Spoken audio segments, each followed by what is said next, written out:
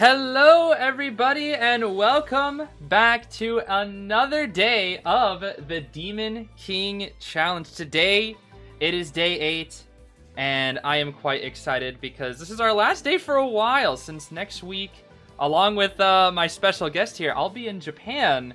So we're not going to have a Demon King event next week. I'll have to wait a couple weeks, but this week we got day 8, and of course we got 9 more matchups to watch today. I'm really excited to get into it. And joining me today, I mean, if you know it, if you recognize him, you already know, it is none other than Kuroshiro Gaming. Well, how's everyone keeping? Thank you, Zeez, for inviting me for day 8's commentary as well. It's going to be a bliss here commentating with you today too. Yes, of course. Now, I have to just give a quick props to Mr. Kuroshiro here because it is like exam time and you're incredibly busy right now. So just huge shout outs for, coming out here and commentating, even though I know it's a very busy time for you. So thank you so much for that. No, of course. Anything for you, Zeez. Anything for you, especially from your side as well. You've been doing it's almost been like how many weeks? 5 weeks now of the Demon King tourney too from your side. And of course, from the community side as well, we all appreciate you too. So of course, I definitely will have to take some of my time to help you out as well. And not only for that too, you are definitely really busy as well, especially around Christmas time. But you know what? I believe we'll have a really enjoyable tourney day today. Yes, of course. Let's not waste any time. Let's take a look at our players here for the day. First up, let's take a look at the Day 8 Demon Kings. First up, we're going to be seeing Luvcas. I don't know if that's how to pronounce their name. I'm terrible at pronouncing names, but we see that they are going to be playing Hellumber today. They are an S badge Hellumber, and as we know about Hellumbers, usually when they got those S badges, that Moonface skin, they tend to have a lot of tricks up their sleeve, because that is not a very easy character to get an S badge with. Definitely. And we have the return of Paranoia as well, who was here for day 1 with that Cueist too. We've seen how well this hunter has done as well in the maps such as Lakeside Village, in which I do think it's their preferred maps as well. However, with him already being on, the games here already, I do believe the Survivor team today will have more than enough practice to go up against him too. Yes, that is true. And I believe Paranoia themselves, I want to say, is the first Cueist on the server right now as well. So not just your regular S badge, but the S1 to my knowledge as well. So that's going to be another layer of intimidation maybe for these survivors. But like you said, Cueist has come out multiple times in this challenge. So maybe we'll see some familiarity with the gameplay style. But finally, we're going to be seeing our third Demon King, Poggers Identity 5, who plays Breaking Wheel, and I believe this is the first Breaking Wheel we've seen in the challenge as well. And this is a very scary character in the right hands and on the right map. But what's the good thing about this challenge is the hunter can pick whatever map they want, and for a map specific character like Breaking Wheel, I mean, you can just choose Ever Sleeping every time if you really wanted to. Exactly, but not only that as well, right? From all 3 hunter side for us today, the good news here is they all love big maps. So at least from the Survivor side, when they were preparing for today's tourney, for them it definitely is, map is being constrained a little bit more. All these hunter like big maps in general. Hellumber, more control. Cueist, just more cipher control and leeway across the map as well. And as you have just said, Zeez, Paloon is just brilliant on bigger maps compared to small ones like Factory and Leo's. Yes, exactly. And moving on now to our challengers of today. First up, we're going to be seeing Team Watts. This actually stands for Whatsaterrorshock, which I actually got a bit of a chuckle on, honestly. Pretty funny. I believe they're a relatively newer team, so I'm really excited to see, more fresh faces in the tournament scene. I already see a few familiar faces in the chat here, some of the players getting ready. Love to see that out here. Secondly, we're going to be seeing Team DHL, which I believe the captain of said team is actually a fellow content creator, Justice. They actually were a commentator, I believe, on day 2, I want to say. So it's really going to be fun to see what Justice and their team can cook up here. And then finally, we're going to be seeing Team Sky 7, which I believe, Kuro, is a relatively veteran team, or at least has been around for a while in the NAEU community.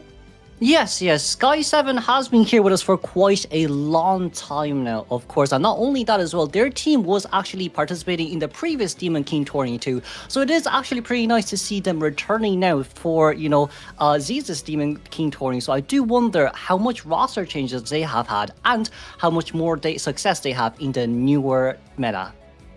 True. You raise a lot of good points there.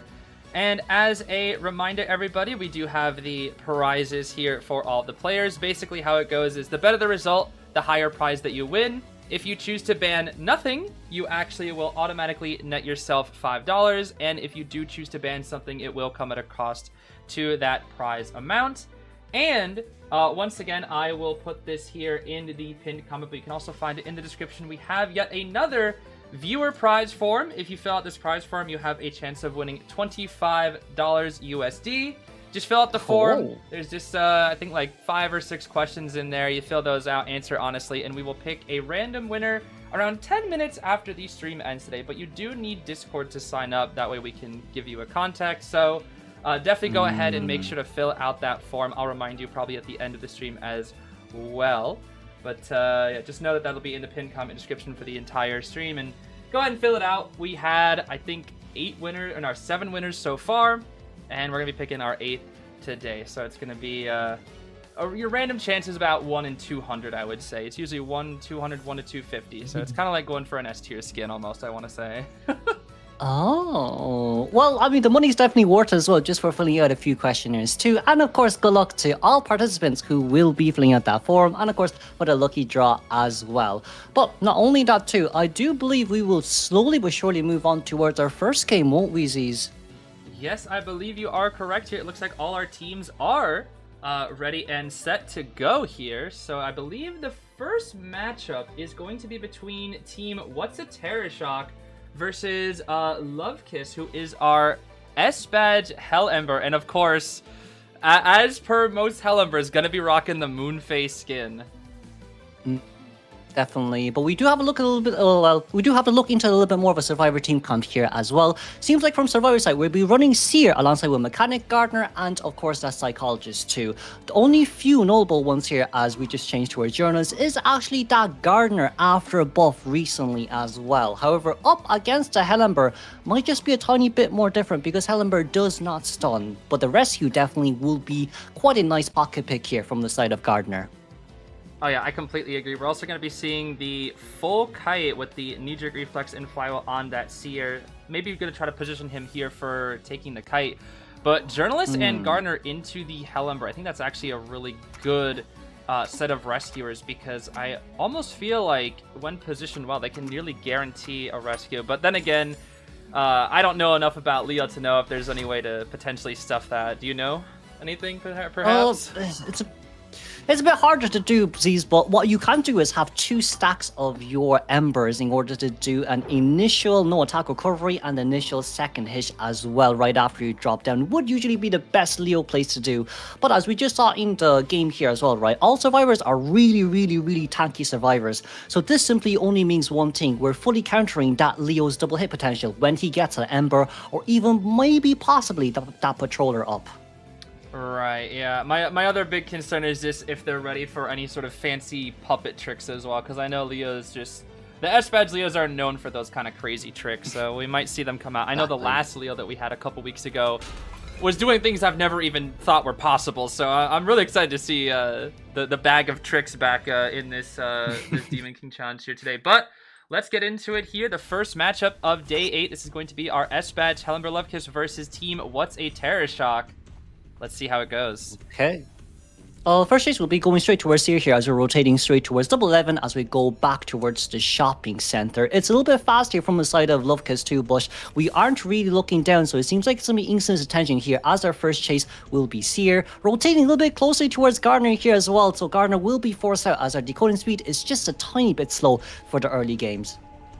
Yeah, and it looks like we're actually going to be seeing a swap to the Gardener, which is not bad because we're going to be losing a Tidesinner here, which will really help out this Hellember, and it's going to be really hard for a secondary rescue. Maybe we're going to have to use an owl, but she actually walks straight into the Hellember, taking a very early hit onto the bubble. It's not too bad, but it seems like from Luvcas here, taking back that Ember in order to get as much regeneration as possible here isn't necessarily too bad, but now we're at a scenario where we probably want to get a double hit here as much as we can, but it won't be possible. So first it will be having to give two, but a double hit from the Ember! I like how you just said, I don't think it's possible, especially with that pallet in the way, but he got it! Wow, that was impressive. The only thing now is there's no flames for the camp, though, is there? No, there's not. Yeah, but like from Gardner's side, maybe just walking past wouldn't be such a bad idea, especially when you can waste a bit more of the flames. When now Jordan's coming in a little bit early, it's not too bad as well, but now that's gonna be a little Orphe here being dropped down here for the instant rescue as Jordan's a little bit far away here, coming in for the rescue. Just a little bit late, but should be able to get a re-hit on towards Gardner as long as we maintain everyone at full health. Still can't definitely Cypher Rush with that audience effect. Oh yeah, I'm already seeing the 99 here. It looks like we're actually going to throw a puppet out to the Gardener. Maybe gonna try to, not quite. Looks like we were gonna try to maybe greed out there for the journalist. Gardener does fail the bubble prime there, but saying hello to her father there, how cute. Definitely, yeah. But, you know, with Gardner now being back on chair, it just feels like we're back at home again now. We do see, of course, a journalist here getting rid of that initial puppet near Gardner's initial chair. I think for now, best case for survivors really is just to sell this one out and maybe go for the tie game. Yeah, I don't disagree here, because this time he does have the flames. He's got the red puppet available, so tricks galore. And the journalist no longer has the rescue Orpheus to use here. Cypherus has slowed down just a little bit, but it looks like, yeah, they're going to be going for that cell game plan here, especially with Gardner's extra long chair time. But like you see the Cypher Machine here too, right? Audience effect with 2 Cypher Machine here primed. You're already almost 4 Cypher Machine down here from the side of survivors. Not only now this Leo is going to be able to force himself to go out after Gardner has been eliminated, but the question now is everyone's so far away and you trying to chase after a journalist who has a little Orpheus for potential body blocks up against Ember too. Oh, but we're going to try to get into the 2-star area. Not quite making it up there, though. It looks like we're going to try to go for some fancy trick, but I think it was just a little bit too short. Going to throw out a puppet over to the island area as well, scouting out to see if there's a survivor over there. The Cypher is primed over there, but actually, did he just predict the journalist route? Oh, it's not bad, but I feel like from Ember, we could have taken that little Orphe. Potentially speaking, a little bit more flames on our side as well, but no, deciding to go for the straight hit here instead. 5 more seconds until we can use our items here. Journalists will have to take a normal hit here, thankfully speaking, but now as we can see as well, 2 puppets here currently being clustered. We have to take one back in order to gain a little bit more map control, but it just seems like Luvcas is more focused on the chase. Yeah, I think with the blink, we should be able to secure a kill hopefully soon here. It's going to depend on those rescue illusions there, but contain illusions. But the puppets are really guarding down that middle Cypher, making it really, really difficult to do. Do we see the instant Orphe? We do actually see it, and that gives her so much distance. And it looks like he's going to choose to leave the journalist now or predict the route again. No? Oh. Journalist did force herself out. We did get a little bit too close for comfort here, but Journalist looped behind her own Orphe. We managed to dodge that hit there, thankfully. Can we get towards the paddock here? No, we can't unless we've given a terror shock. The terror shock has been given. So that just means middle Cypher Machine here can be decoded. Psycho still can rescue because we have used quite a lot of our embers here during this journalist chase. Right. The Cyphers are looking really, really good, though. Like you said, this is going to be looking like a very solid tie. We still have the Seer Owl as well to potentially use here, but with the detention and everything being set up here, is he going to... Wait, if you get hit by the tram, do you get flames? I actually don't know. You do, but for Luvcas' game scenario, he hasn't really taken any of the single stuns here just yet. Nice fly we'll hear from Seer, but we're going to be able to take the normal hit as we now go straight towards a 3-man endgame. Could potentially speaking pop if we need to, but if we see it's chasing after the Seer, it's not a bad idea as we still have that owl on us. There is the owl being used right there. The tram did kind of abandon him here a little bit. I don't know if Seer planned a route. I don't know if he even makes this window. He does not actually. Oh. And the puppet is walking to the corner house gate. Actually, this might be more than a tie. We missed a throw there on the red puppet there, a little bit unfortunate, but now with the second one going over, we're going to change over here, so you meet the 2 survivors. Ash, well not Ash, sorry, Journalist is now getting rid of that little, that puppet on the other side, but Ash on the other hand, Psycho will get an instant hit down. That is really fast, but then you can't forget on the other side, still a Seer on top of that dungeon. Journalist can still remain herself at middle to give a little bit more pressure here, but let's see here, the teleporter here comes back instantly, as we will now give the chair straight towards the Seer, and let's see whether or not we can get up on time. Right, yeah, this is looking really, really dangerous now for the survivors. With Psychologist on top of a puppet and Journalist kind of out of position. She actually looks like she's aiming to go for the rescue onto the Seer while the Psychologist will be getting chaired here. But I think, at this point, I'm pretty sure this is at least a 3 kill. I'm not really sure what they're supposed to do. We might be able to maybe get the rescue during this animation. Let's see, can we stop the puppet? We actually grabbed the puppet in time. We do grab the puppet in time during the animation of the chair. It's a bit unfortunate. We did manage to dismantle that yellow puppet though, but we're journalists here a little bit closer towards the middle. Both survivors can actually get their way towards that chair. We have Blink ready though in the next 3 seconds, so journalists in a little bit of a pickle here. Asir might be actually going for the back door, but no, we're going to open the gate here instead. Blink is now ready. We have to be very careful. May has to buy a little bit more time, but thankfully speaking, there is a dungeon nearby here just so we can force ourselves to not allow him to do the blink easily at all from the side of Hellenberg. Right, but actually he does get it. Wait, what a blink. Oh my goodness, that diagonal blink. That was really, really impressive. And that is going to be, I think at this point, the 3 kill for our S-Badge Hellenberg here. Yeah, it doesn't look like they're going to be going for the rescue. We're just waiting it out to see if we will go for the rescue. The puppet is there, just playing it very, very patient. We do see the Seer leave, and that will be the 3 elimination. Very well played. That was looking like a solid tie, but ends up being a 3 kill. Definitely, yeah. From the side of survivors, though, I would say initially early game, not too bad, especially with that rescue from Journalist and, of course, the selling afterwards for 4 Cypher machines to be done. But I would say, once again, this does end up being just Hellenberg having a really nice endgame for himself as well. As we do know, too, it's what Hellenberg, generally speaking, specializes at. Very true, yeah. I think it was really, really good utilizing the puppets that he had, especially when he was able to get the Seer down through one puppet and then realize if Journalist leaves the puppet, he can instantly swap and then get the Psychologist down. So, yeah, that was just really, really good endgame pressure, like you were saying. Incredible from our Hellenberg there. But moving on to our next matchup here, it looks like we're going to be seeing Team DHL versus Paranoia the Cueist, the S1 Cueist. Well, it's Cueist once again. I do wonder what map they will decide to go for this time, though. Because, like, you know, Zeez, with all the Cueist mains in being in EU, Asia, just around the globe in general, we have seen how they don't really have that much, you know, leeway when it comes to first chase potentials, especially for Paranoia as well, who is predominantly known on TikTok for his own Cueist guidelines too. I do wonder if he's going to be able to actually perform his, you know, own tips and tricks, especially in this tourney setting, up against a relatively high-based survivor team. Right, yeah, you raise up a good point. I mean, I'm seeing a lot of high rankings out here just from, you know, just from the current ranks, and ranks only been happening for about 2 weeks now. So these players have all been ranking up really, really fast. So they're all going to be quite experienced going into this matchup here. But like you were saying with Cueist about first chase, it really, really is hard, especially against survivors that can pull a lot of distance against him. Not too bad against maybe some raw kiters with maybe just a flywheel, but it can still be really tough with a good air. But we are going to be seeing, it looks like, to be an Ever-Sleeping Town pick here for the Cueist, which I guess is probably the map that they're going to be most comfortable on here. But if it is going to be inevitably speaking Cueist, I would say from the survivor team comp side, it's not too bad. But yes, it's going to be first Cueist here from our hunter side, as we can see from survivors. Seems like for now it'll be Fire Investigator, Female Dancer, Weeping Clown alongside with the Aeroplanist.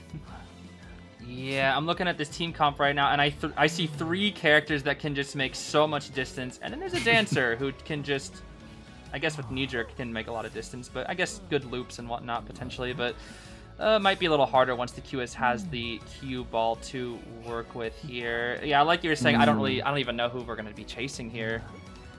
Yeah, because like if you look a little bit deeply into this team comp, okay, let's just see here, right? It's gonna be a Female Dancer in middle alongside with the Fire Investigator here at Geisha's house or balcony, as I say. We've been clown here near towards S Palette, and of course our Aeroplanist near towards Geisha's. As Cueist Paranoia will be spawning by Tramp Spawn near the main gate. Right, at this position, it looks like we're gonna be going for the Dancer first. I mean, Dancer's a very common spawn to spawn middle here, set up the boxes in the pallets, make it just an absolute headache for the hunter. But if he's able to get on top of the Dancer before she's able to get fully set up, she may have to transition out immediately and then maybe make her way toward Graveyard. That is if the Dancer's the first chase, which is I'm assuming is probably the easiest chase for a Cueist against this team comp here. Definitely. But I do feel like from Dancer's side, you can't really drop down all those music boxes first, as we see here, right? Justice, very smart. Just one box is going to be enough. If we drop down too much, you won't be able to have enough for later on. As now, Paranoia, finally, we'll be getting on towards that cue ball. Seeing that slow music box here, though, we're going to decide to change targets there instantly as we try look for our next survivor target. Locking Graveyard here first, not being able to see anyone, as now we'll go back straight towards the middle, looking for Justice one more time. Right. Yeah, it looks like maybe they were thinking that we would see somebody transition into the graveyard area, potentially the person who spawned near Dancing Geisha, but now both pallets being dropped inside of this slow box is not going to allow any early hits for Paranoia, it looks like, and we are just going to be utilizing the two-story area, especially since Dancer's quite strong in these. Whenever she drops down, gets that 30% speed boost to get just a little bit of extra distance here, and it looks like she should be able to make it, to these pallets and set up even more slow boxes here. Not the greatest start for the Cueist here, but we do have Blink ready very soon, which would trigger our insolence. Oh my goodness, that was close. Bit too close for comfort there, but you know, with Cueist speed boost after getting off the cue ball, it does really seem like there's going to be no effect on him at all. But Weeping Cloud here with a delivery service here for the female dancer. The two will now leave from this area as Cueist's main priority here, very nicely done, is to get the lock on towards the Cypher Machine, as once again, catching up towards Justice is just a piece of cake for this Cueist. Oh yeah, I mean, that was a really good transition there. Like you said, just a delivery service, good blink as well. And I really like how, this is how you can tell like what makes this like a good Cueist, is just being able to utilize locking ciphers while you're still chasing. That's just really, really good. And we should have a cube already, but we do not have any contact points to use, and that's not quite going to be a hit. Oh, so many risky vaults, but it is working out here for Justice. But the buff has been neutralized though once again, just as we do have, we couldn't ballet out on time. That's a little bit unfortunate, but the kiting is actually decent enough, up around 90 to 100 a second here. We did have some pushbacks on our Cypher Machine, but overall being 266% decoding progress done is pretty decent from the survivor side. Yes, very, very true. And we're going to be seeing the Weeping Clown coming out here for the first rescue here. I don't think Weeping really struggles too much into a Cueist, especially since the cue ball at chair doesn't really last very long. I want to say it's about, what, 2 seconds, I believe? It's really not that long. We'll go for the stun, wait out the cue ball, and now we just have to not get terror shocked.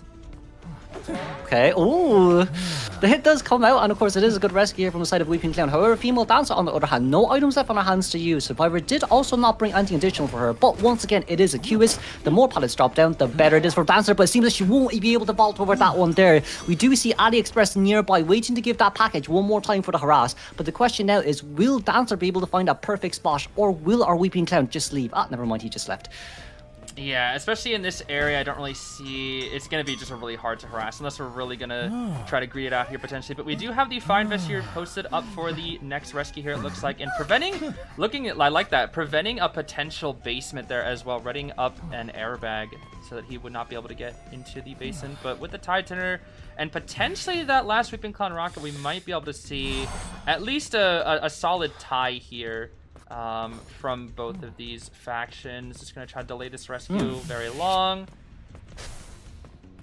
Okay, we're on a wing here. That's going to be Q-Ball there used instantly, but we're going to go straight by the capture. And now Q is dropping down this one as far away as possible here. Melloway, the rescue has been denied as we have no flywheel.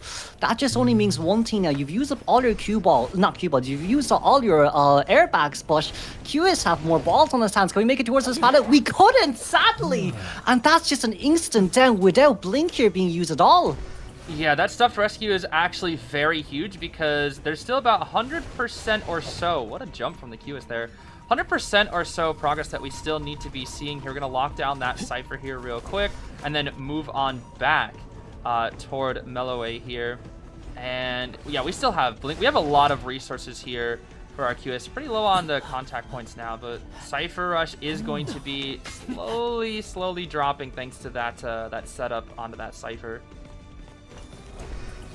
But it seems like for Paranoia, you can actually go out to do more map control, but it seems like we just want to gain a little bit more of our movement buff here, just in case, who is it, Aeroplane's going to come in, but it's going to be a backdoor rescue here, a little bit unfortunate. Didn't really see from our left-hand side, as once again, Q-Ball here going to be able to come out, but that's going towards Weeping Clown, who will get the blink down on towards Spy Investigator first, but thankfully Weeping Clown will not get captured, because if we do, that might just be endgame instantly from the side of survivors.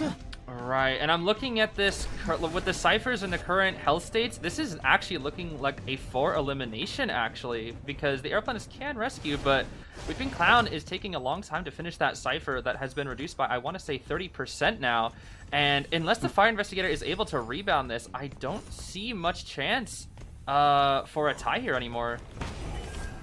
We decide to actually use... we'll get captured here at first, unfortunately speaking. Paranoia here, bring our aeroplanes as much as we can, but it's just gonna not be enough here. A little bit unfortunate. Snappy not being able to get the rescue here. Once again, being chased here for the last time as Weeping Clown just finally popped open that 4th cipher. Right, yeah, the last cipher at 52 injuries on the board, only 1 item per survivor. This is looking really, really good right now for Paranoia. But I would say a lot of Paranoia's benefits did come from the fact that the stealth rescues were absolutely brilliant from this Cueist. Not once, not twice, but 3 times in a row for this hunter. We see here as well, right, 2 survivors trying to play the push and pull here, trying to get the cipher machine done, but I just don't think this is the way to do it if you want to look for that one-man escape. Right, yeah, we're also going to be setting up a contact point on top of the survivor, or on top of the cipher rather. So now, at this point, it's going to be very hard to get that cipher done. And as we can see, AliExpress is starting a new cipher in the graveyard area. Aeroplane is just going to use his final jetpack to make some distance here, and we'll just head on back toward the cipher. It looks like they have 1 cipher here, 1 in the graveyard. Where is their final cipher actually? It's near towards Schoolgate, which isn't bad, but I would say from survivors are looking for an additional item here probably would be just that tiny bit better. We see aeroplanes immediately on the cipher machine, but at least you know what, Cueist have no more cue balls left on his hands to use, so this map rotation is not going to be available until the next maybe 30-40 seconds.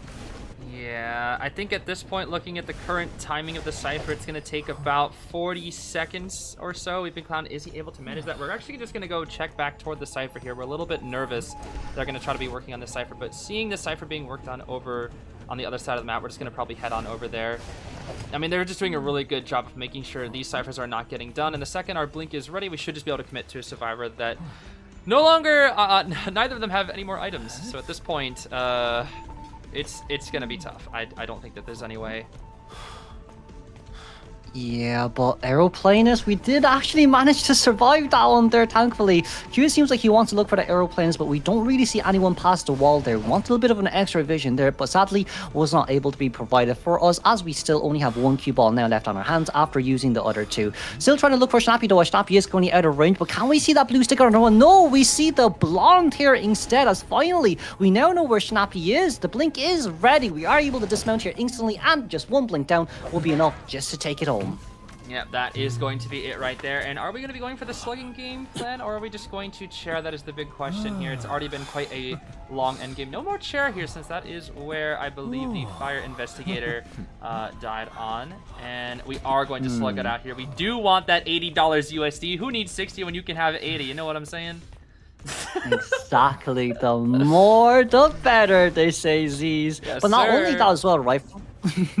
From survivor side here too though, Aeroplanist could for himself to be bled out at 80% before changing over, but AliExpress, we're hiding in a really interesting area. If there's blue sticker, we're screwed, but if there's no blue sticker, we're still screwed, just because of the fact that you can see past that mini barrel. And now once again, Snappy down on the ground, finally being able to get up. That is the self-heal there being used, but by the next time you get knocked down, it just won't be enough, as our final chase for the Aeroplanist will now begin one last time.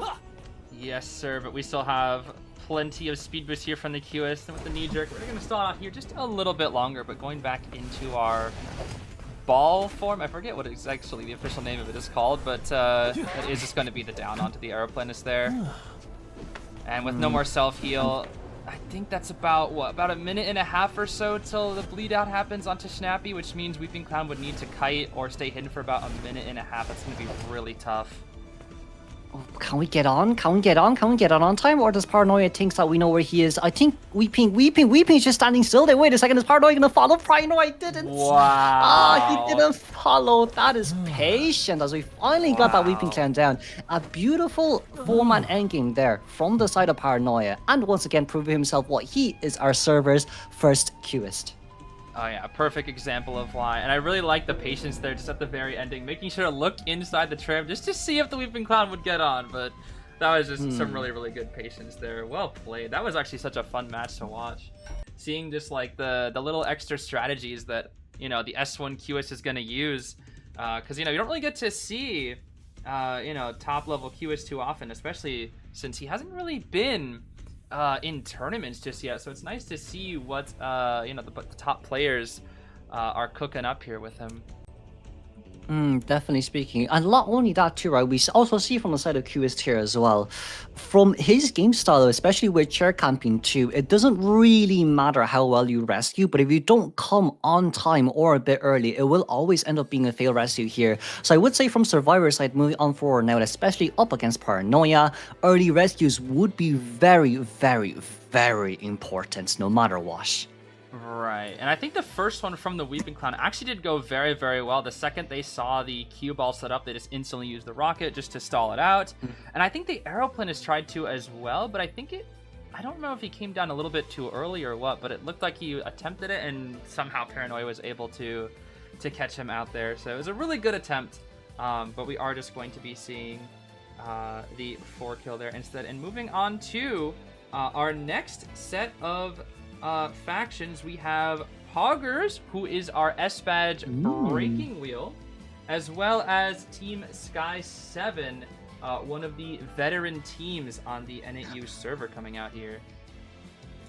Yeah, from the side of Breaking Wheel though, we might just stick to the same map, I won't lie, Zeez. Because like, with each big map, there always will be one area where it's totally counterable up against Wheel. For every sleeping town, it's that graveyard area, alongside with a double pallet one window area in which where Schmitty initially kited, right? And then for, you know, Moonlit River Park, as we do know, the working carousel, 2-story, Gawkai does hurt our Breaking Wheel quite a little bit more, and finally, last but not least, in Chinatown, just that one window at restaurant is enough to end a career of Breaking Wheel. So I would say, right, no matter what happens in this game, especially with Poggers here playing Breaking Wheel as well, if we can delegate a nice, fast, speedy decoder to a very strong containment area, there is a chance that Poggers here might take the bait. Very true. Yeah, it looks like we actually haven't seen the selection though. It looks like we have seen no Bandsmother faction, but not quite yet the map pick. So maybe we're still thinking about it here. Might not end up being that Eversleeping. Could also see a potential Moon River or Chinatown here as well. I mean, those are the 3 most common wheel maps, I think, which is, I feel like that's fine. There are some more niche maps I've seen him being played on, but it's usually those 3 tend to be, I feel like, the biggest ones here. But yeah, we'll probably see Eversleeping. I feel like that's probably the most consistent map for this character. Yeah, but you know what, right? There's always going to be one. There's always going to be one that tries that one that tries Breaking Wheel in Factory. There's always going to be one that tries it in Leo's. I do wonder if Poggers is brave enough to do it. I mean, it's not bad with confined space, and you could run Breaking Wheel without Insolence if you don't want to, but that only depends on how confident you are with your own skill set. Yeah, that's a really good point you raised. That's the one thing that I really like about watching Breaking Wheel as a character, is just how versatile he is, just because it feels like at any point in time, depending on your confidence or matchup, you can kind of just run whatever you really feel like. And the Breaking Wheels that run like the craziest builds, especially on maps like Arms Factory and Hospital, I mean, I have nothing but respect for that, just because I feel like that's just such a difficult character to play on those maps, and yet somehow they still make it work.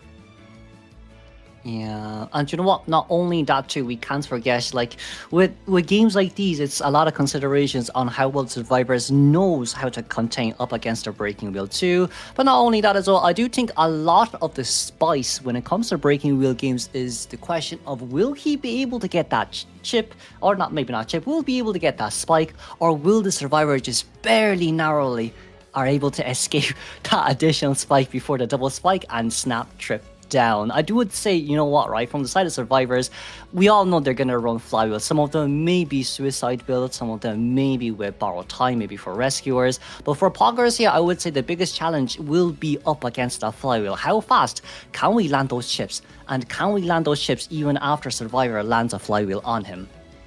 Oh, 100%. Yeah, Flywheel definitely just massive, massive counter. With the longer cooldown, though, we might not see it at least too impactful, at least maybe after the first one here. But it's going to hurt if, like, all of them, like you said, have Flywheel. Maybe even a small chance if they want to take the risk. They might even put a Flywheel on the Rescuer as well. I have seen that happen in tournament before when they're really expecting potentially like a Breaking Wheel, or they just try to hard counter it here. But yeah, it looks like we're struggling with some of our players to get in, but it looks like we do see the Ever Sleeping Town pick. Yes, it will be Ever Sleeping Town. That is what Poggers has chosen here. So another Ever Sleeping Town match. We're gonna have to get quite used to this this map here today, but I'm not complaining because personally, this is my favorite map in the game. Exactly. And not only that as well, Zeez, for this game, especially since we know it's Breaking Wheel, guess what? Toy Merchant could be played. That one catapult in between the pallet. Who else will there be? And Bomber as well, coffin in between the pallets. Who else is there going to be? Fire Investigator, Airbag in between the pallet. Who else is there going to be? There's too many of them. I do wonder how Poggers is going to play up against this. What about the Seer? What about the Novelist? Oh boy, now this guy's thinking out all the cheese strats, but it looks like we do finally see the full team arrive here. We are going to be getting into our third match of the day here. Quite excited to see what it's going to be, and yeah, I'm already seeing a couple of flywheels coming out here. Let's see, flywheel. Yep, 3 flywheels. Oh boy, this is not going to be easy. I mean, Perfumer, though, finally, it's been a while since I've actually seen Perfumer in a little bit more competitive scene. Of course, we probably have seen her over the past few weeks as well, but for today's game, up against Breaking Wheel, not only is she a full counter after getting landed a spike, she also can counter, preventing from getting a spike as well. We do see here from Survivor side too, with a batter here being placed on top. I would say this is more of a counteractive pick when it comes to going up against Max President's Breaking Wheel with his pessimistic burst, but it really now depends on whether or not he's going to be there to harass. Oh, wait a minute, did we swap to the Ivy?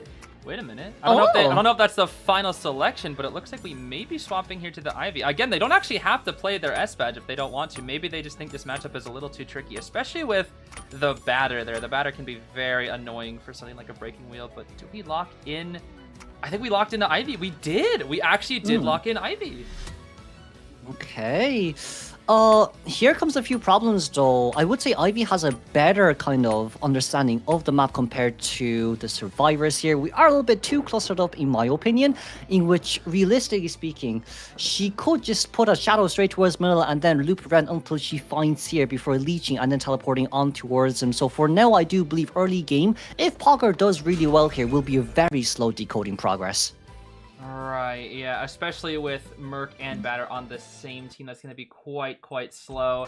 And we do know that Ivy loves to play the slow game, so we are going to be seeing kind of just moving in just 2 different directions here, putting the main body toward the middle, chasing the... looks like going to be that Seer, who is actually going to greet a little bit for that Cypher. Misses this first scare, though. Oh, a bit unfortunate. We didn't get the instant teleport over, but it seems like Flamey here currently upstairs. It's a batter here, unfortunately speaking, won't be able to find him, as now Mercenary being able to take the bait. But once again, Travis Scott coming back here. I see her getting 50, 60 stacks, but Poggers doesn't really know where this survivor is. I see her is able to get out scotch-free here, thankfully. Now, the good news here is 23 seconds until Blink is ready. So therefore, it just means that we can Blink open and then leech and instantly get the hit down.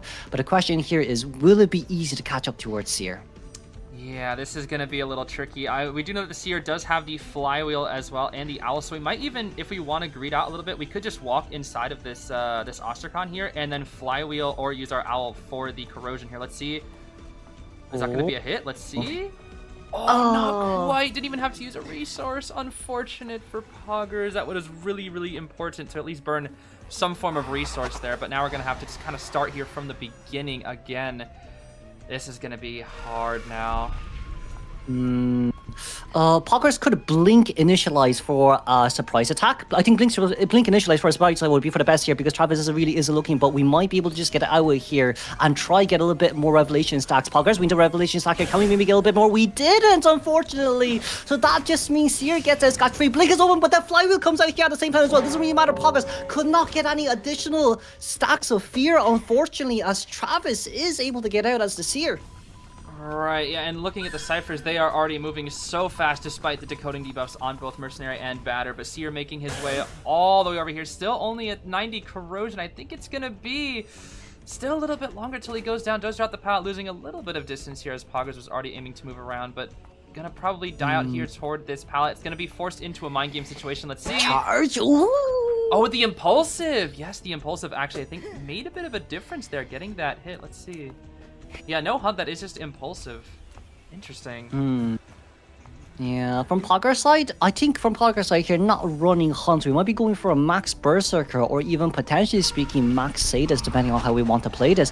But now with the Survivor side, the only issue here is Audience Effect is open, available to play, but we know where Mercenary is, so we can force Mercenary here to rescue here, thankfully speaking. But Merc, once again, Natsu, you're going to be able to spot out here instantly as well. 35 stacks on our hands to use, but now we need to be very careful instead of not getting Terror Shock here. We'll be the best case scenario here as we're on 78 stacks, but Mercenary did not get blocked there, unfortunately speaking. We won't be able to get that 100 stacks here as Seer will go down indefinitely speaking, but can Poggers catch up here on time? Yeah, that is the big question here. Does actually just disrespect the pallet full on, getting the hit onto there. I do see the Batter making his way out. No, just okay, I thought he might try to go for a little bit of cheeky harassment there, but it looks like it's just going to be finishing up that mid-cypher. Actually, maybe Flame Me Bro will be moving on in here to the harass. I did like the elbow pad from the Mercenary earlier there, just to kind of make sure he doesn't get that 100. That was just a really, really tight window of a save, but the timing was really, really good from our Mercenary here. And it looks like the Batter did not harass. Will the Perfumer make her way to the rescue? It looks like at the moment, no. It looks like she's on the Cypher, while the Batter will be coming in here for the rescue instead. Oh, it's a bit harder here to do now. Batter. We didn't get hit on Batter here yet, but that's going to be a good pushback here for Batter. Barely getting on time. We could probably do one additional one left because we don't have Elevation already as a stun here comes through on time as well. We see the last Cypher machine at 80% here. Batter, just a little bit more time here, and then the Cypher will be done in the next 4. Well, not maybe 4 seconds, but 8 seconds. He has 2 survivors on the Cypher machine. Travis is able to get out as he does have Flywheel on his hands. Yeah, and this is going to be really, really challenging now for the Ivy because 4-person endgames are not easy to play, not at all. Usually you want to try to secure that 3, and they just pop since they have enough distance now. A Blink is ready, and we are not really positioned here for the endgame. We do have Claustrophobia to slow down the exit gates, but at this rate, I think this is going to be a 3 escape unless... Oh my gosh, that was so close, Kudo. Oh, I nearly lost it. Oh, well, it's gonna happen someday sooner or later after 3 hours sleeping down games. But right now, Survivor side, right? We're going to try here to disperse out a little bit more. We want to confuse Ivy here as much as we can because as long as that Blink isn't forced out, no one is allowed to be on the gauge. Maybe except for Mercenary, who can elbow pad here instantly out as well. But Mercenary getting leashed on here. We did get that beautiful elbow pad out just on time to negate that max corruption transference. Yeah, I love how he already had the elbow pad highlighted. It was all just about reaction, and what a perfect reaction from the Mercenary, dodging that full presence from the Ivy. Now moving onwards to this Perfumer, who does have Perfumes and Flywheel to potentially do something against this Ivy. Maybe stall at the Blink. We might see the Blink right here. We can't go for it just yet. Flywheel? Flywheel. And there we go. Yeah, I would say more or less here. It's in one way, right? I do think we can all kind of see, you know, Hunter does move a little bit slower compared to the Survivors here, which is just, you know, regional difference as well. But Poggers did put up a really good fight here, especially when it comes to, you know, basic fundamentals, especially for forcing Survivors to come in for the early rescue, you know, with the Batter, with the Mercenary, to go for more of a better fighting chance for that tie game too. So, you know, especially with pin differences as well, Poggers has done really well when it comes to the fundamentals. Yeah, I mean, you raised a good point. It's just something that this server always kind of faces with its regional differences in terms of ping. And I believe a lot of people have been really cheering on our S badge breaking wheel from Brazil is what I believe. And I do believe they do not have the best of ping from that region. So especially with a character like Ivy that really, really wants to get those hits right before pallets and windows to secure that those hits, it can be really, really difficult when the Survivor just feels a little bit faster than you just in general. But they put up quite a good fight and nearly had a really good tie there. It's a very, very close game.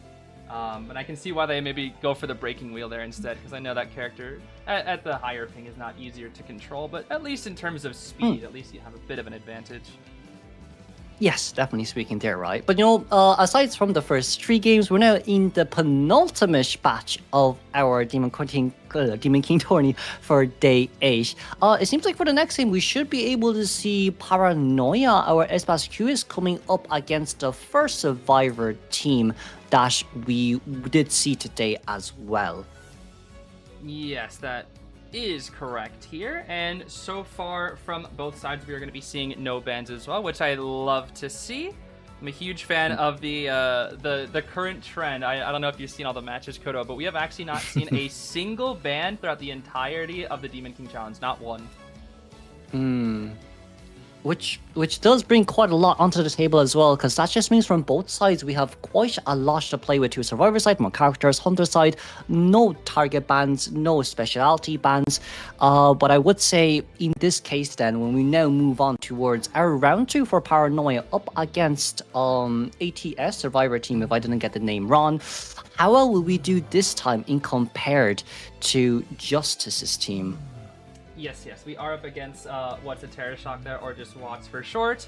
And yeah, it's going to be that S-Badge Cueist S1 Paranoia here. Now, we have seen, the one thing that is a bit of an advantage, especially for the survivors, is that once you see the match that's before yours, you get to already kind of experience what the other players have had to go up against. So you can kind of counter pick it or see what strategies they try to go for. Now they see how good this Cueist is at camping, so they may try to really invest in the rescues here. I do see the Gravekeeper here. We're going to be seeing the Batter as well, potentially for some harassment.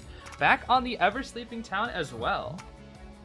Yeah, I do like the mechanic pick here, though. It does resemble quite a lot of professional players playing mech in high tiers up against Cueist, in which the dolls can be used for body block potential and waste more Q balls from the side of our Cueist too. But with Paranoia, we're going to be spawning as near close towards S palette here, just simply meaning that Batter in front, and of course our Magician on the left hand side. Then it'll be given towards Gravekeeper as mechanic here, spawning actually close towards Geisha spawn. That just means maybe they can deploy their doll down early for a more of a Cypher Rush build. Right, and like you're saying with the Cypher Rush, I mean, from what I've heard, it's pretty difficult mechanic versus Cueist. If the bot is already out, it can just be really, really tough to outmaneuver the speed. But since he's so far away, he's going to have to use, I think, 2 of his initial contact points just to try to even get to that mechanic, since he spawned on the complete other side. But we may see the mechanic just kind of hold on to that bot just in case, especially if they're expecting the chase to happen onto her, because a Cypher Rush would be just ridiculous if he does not chase her, which actually, at the moment, we're just kind of walking around here. Definitely. And not only that as well, right, as we do know from Cueist side as well, ooh, that's a drop bot, bot drop down instantly here, as bot will be facing the wrath of our Cueist, as now Palette here can be dropped down on time, Palette here will be dropped down on time as well. Hold on till mate, our mechanic here is trying to get the bot towards a more stable place, but we're going to be able to get a hit here in exchange then. Quite a big early hit, but that's okay considering the bot is still out there. Now then, once again, not be able to rotate towards the next wall palette, or maybe we actually can, but then the issue comes with fast palette breaking will hurt this mechanic quite a lot.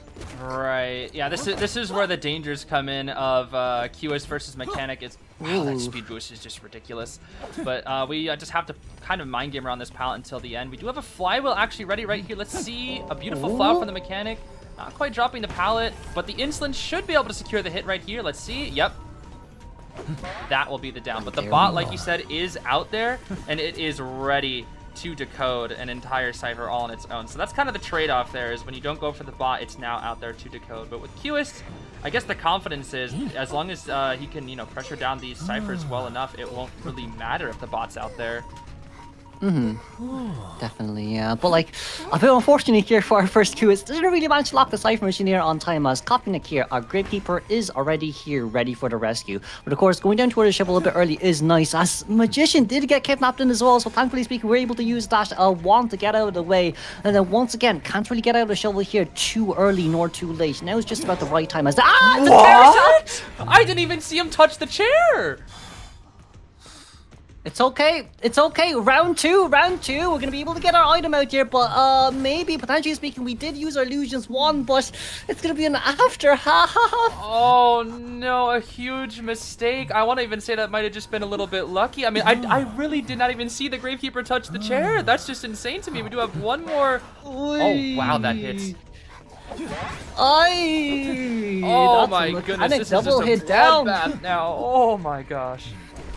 Hold on, Batter's here. Batter, the hero. Will you be the hero or will you be the next cannon fodder here? As we see as well, Paranoia looking down. Potentially being going back here just about on time too. But let's see, Paranoia, will we pick up? We will pick up here. Batter's going to be able to close this distance in just a little bit more. But now, once again, from the side of Batter, we do have our... We did kidnap him on he time! got caught. And that's a pickup! Oh, he got caught! The Cueist is just cooking so hard right now. And I initially thought these ciphers weren't too bad, but after the stuffed rescue, it will be an elimination already onto the mechanic. 2 injuries as well. The Magician with no wands to speak of either.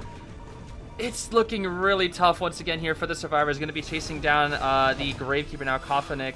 They do have some shovel remaining here, but we do still have Blink in that. With a Blink and Cue Ball, I don't think the Gravekeeper is long for this world. Well,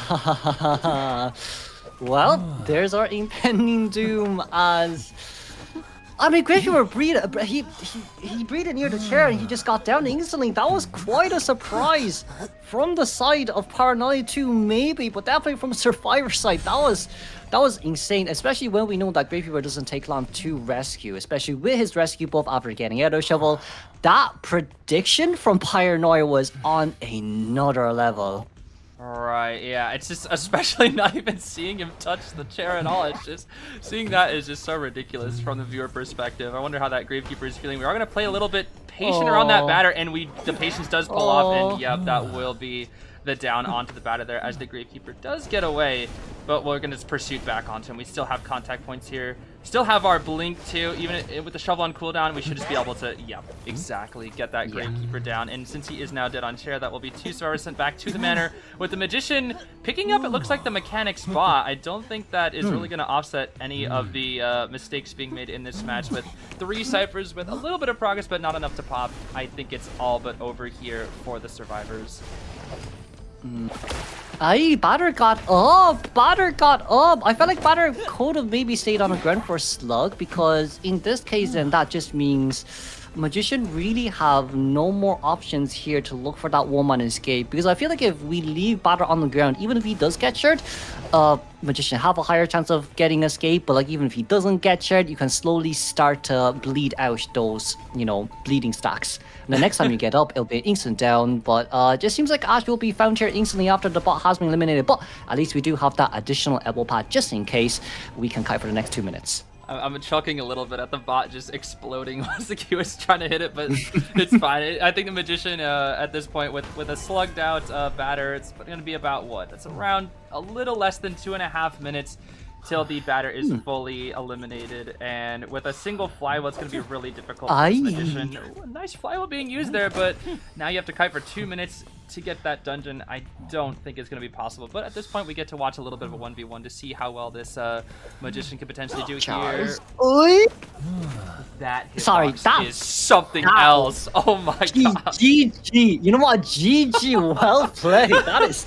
Oh my god. That hitbox really is something else. Oh my goodness, dude. If that hit, I would have quit. I would have uninstalled the game at that point. Oh my goodness. This should be checkmate here. Yep, that is checkmate right there. And the Magician accepts his fate. What a wonderful 4 elimination from Paranoia once again, proving why they are the S1 Cueist on this server. Very, very well played. Yeah. Honestly speaking, by this point, we might as well give Cueist a bamboo stick as well. That's like almost, well, maybe, well, I would say Cueist hitbox is a little bit longer, but like, I think by this point, giving him a bamboo stick would make quite a lot of sense. Just cosplay him as anti-current by this point. Honestly, maybe for the little Halloween skins that they do with the survivors and hunters dressing up as each other, we could see something like that in the future. Perhaps it would be kind of funny. But wow, this is just a really good taste of what I am expecting Cueist to be like in tournaments. I mean, Paranoia is just absolutely cooking in these games, which I absolutely love to see. But moving on to our 5th match up of the day, we're going to be seeing Poggers, our S-Badge wheel, who may not be playing wheel here. They're going to come back out here against Team DHL, led by Justice here once more. So maybe are we going to stick to the Ever-Sleeping Town? Are we going to go back to the Breaking Wheel? Or are we going to counterpick it too hard and maybe try out the Ivy once again? Yeah, for Hunters today, really, it is kind of the Ever-Sleeping Town Fiesta. So I am looking forward to maybe 1 or 2 tram hits, preferably speaking here. But aside from all the content that we want to get from tram, from the side of Poggers here, we did see last game, right, especially with IB2. Unfortunately speaking, it really was just a speed difference between the Hunter and the Survivors. This time, though, I would say there could be more leeway on towards a Breaking Wheel. And from the side of this team as well, you can't just really run a full team to counter, you know, a Breaking Wheel. There is still that potential Ivy as well. So I do think from the side of Poggers, it's not a bad decision that he chose Ivy game 1, because now it just gives Survivors more of a kind of warning point into saying you can't really pick teams that only counter his wheel. Yeah, I think you raise a really good point there, is like, even though this challenge, the thing that you're known for, your S badge, you don't have to play it. But now showing something else that you have, you know, up your sleeve can kind of make it a little tricky to full on commit to a counter pick, which is what I believe the first team did against Poggers there. So might be kind of tough to go on for a full counter pick here. But I do believe with both Ivy and Breaking Wheel, Flywheel is still probably a very consistent and safe option here. So we're probably just going to be seeing those Flywheels coming out here again in this match here, Kudo. Definitely speaking. And not only that as well, right? Once again, you could cheese it. You could cheese it with so many characters. So for Poggers, it definitely will be a huge challenge as well. Now up against this team too, who is, you know, quite, well, I would say quite veteran. And I also would say with the fact that they do play quite a lot as well. So the team synergies from Survivor's side definitely will be quite nice to see in this game too. But the most important part is how Poggers will be able to counteract up against this Survivor's team comp, whether it's his newer pocket picks, or he will decide to go for his own S-Badge pick of that Breaking Wheel.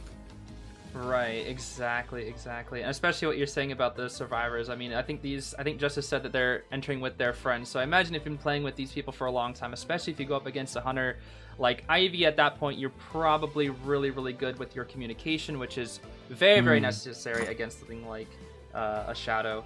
But against a Breaking Wheel too. I mean, those matches just happen so incredibly fast. You have to adapt so quickly with how quick that Hunter moves around the entire map. So we'll see if we can pick up maybe a win here from the Survivors, or if Poggers can potentially showcase their Breaking Wheel. At least for me personally, I really want to see that Breaking Wheel come out, because I'm a bit biased and I find him to be one of the most exciting Hunters to watch.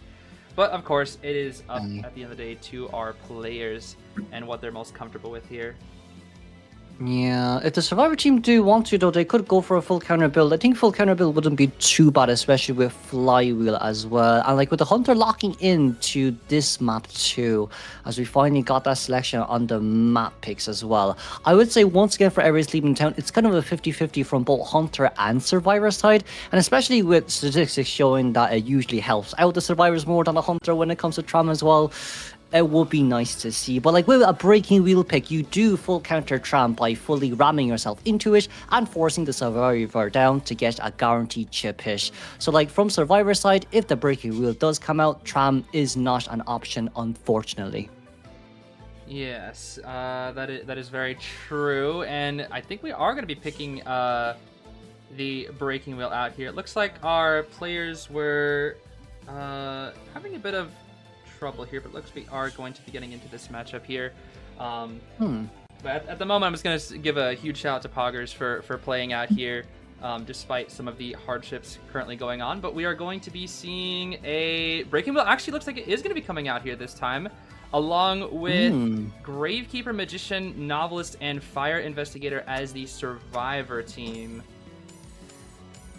Well, you know what? Christmas is coming early. Poggers with that Christmas skin as well, up against a full counter team, though. I wonder if Santa is going to come in with charcoal in the stockings or with chocolate instead. But this is, once again, a full counter team here. You do have, you know, Fire Investigator with the airbags to lock you from moving. You have Novelist, basically speaking, just free novels at all times, a secondary seer, and of course that Magician being able to dodge and block so many of your chips, and of course game movement speed boost as well to get away from you. And once again, Gravekeeper, the safest rescuer when it comes to going up against that breaking wheel.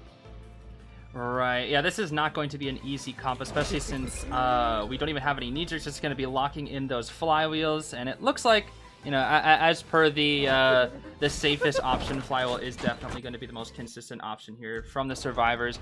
Question is, who are we going to be chasing down here first? It looks like we're going to be actually moving toward the Magician Justice here, but we actually already have an airbag set up. Interesting.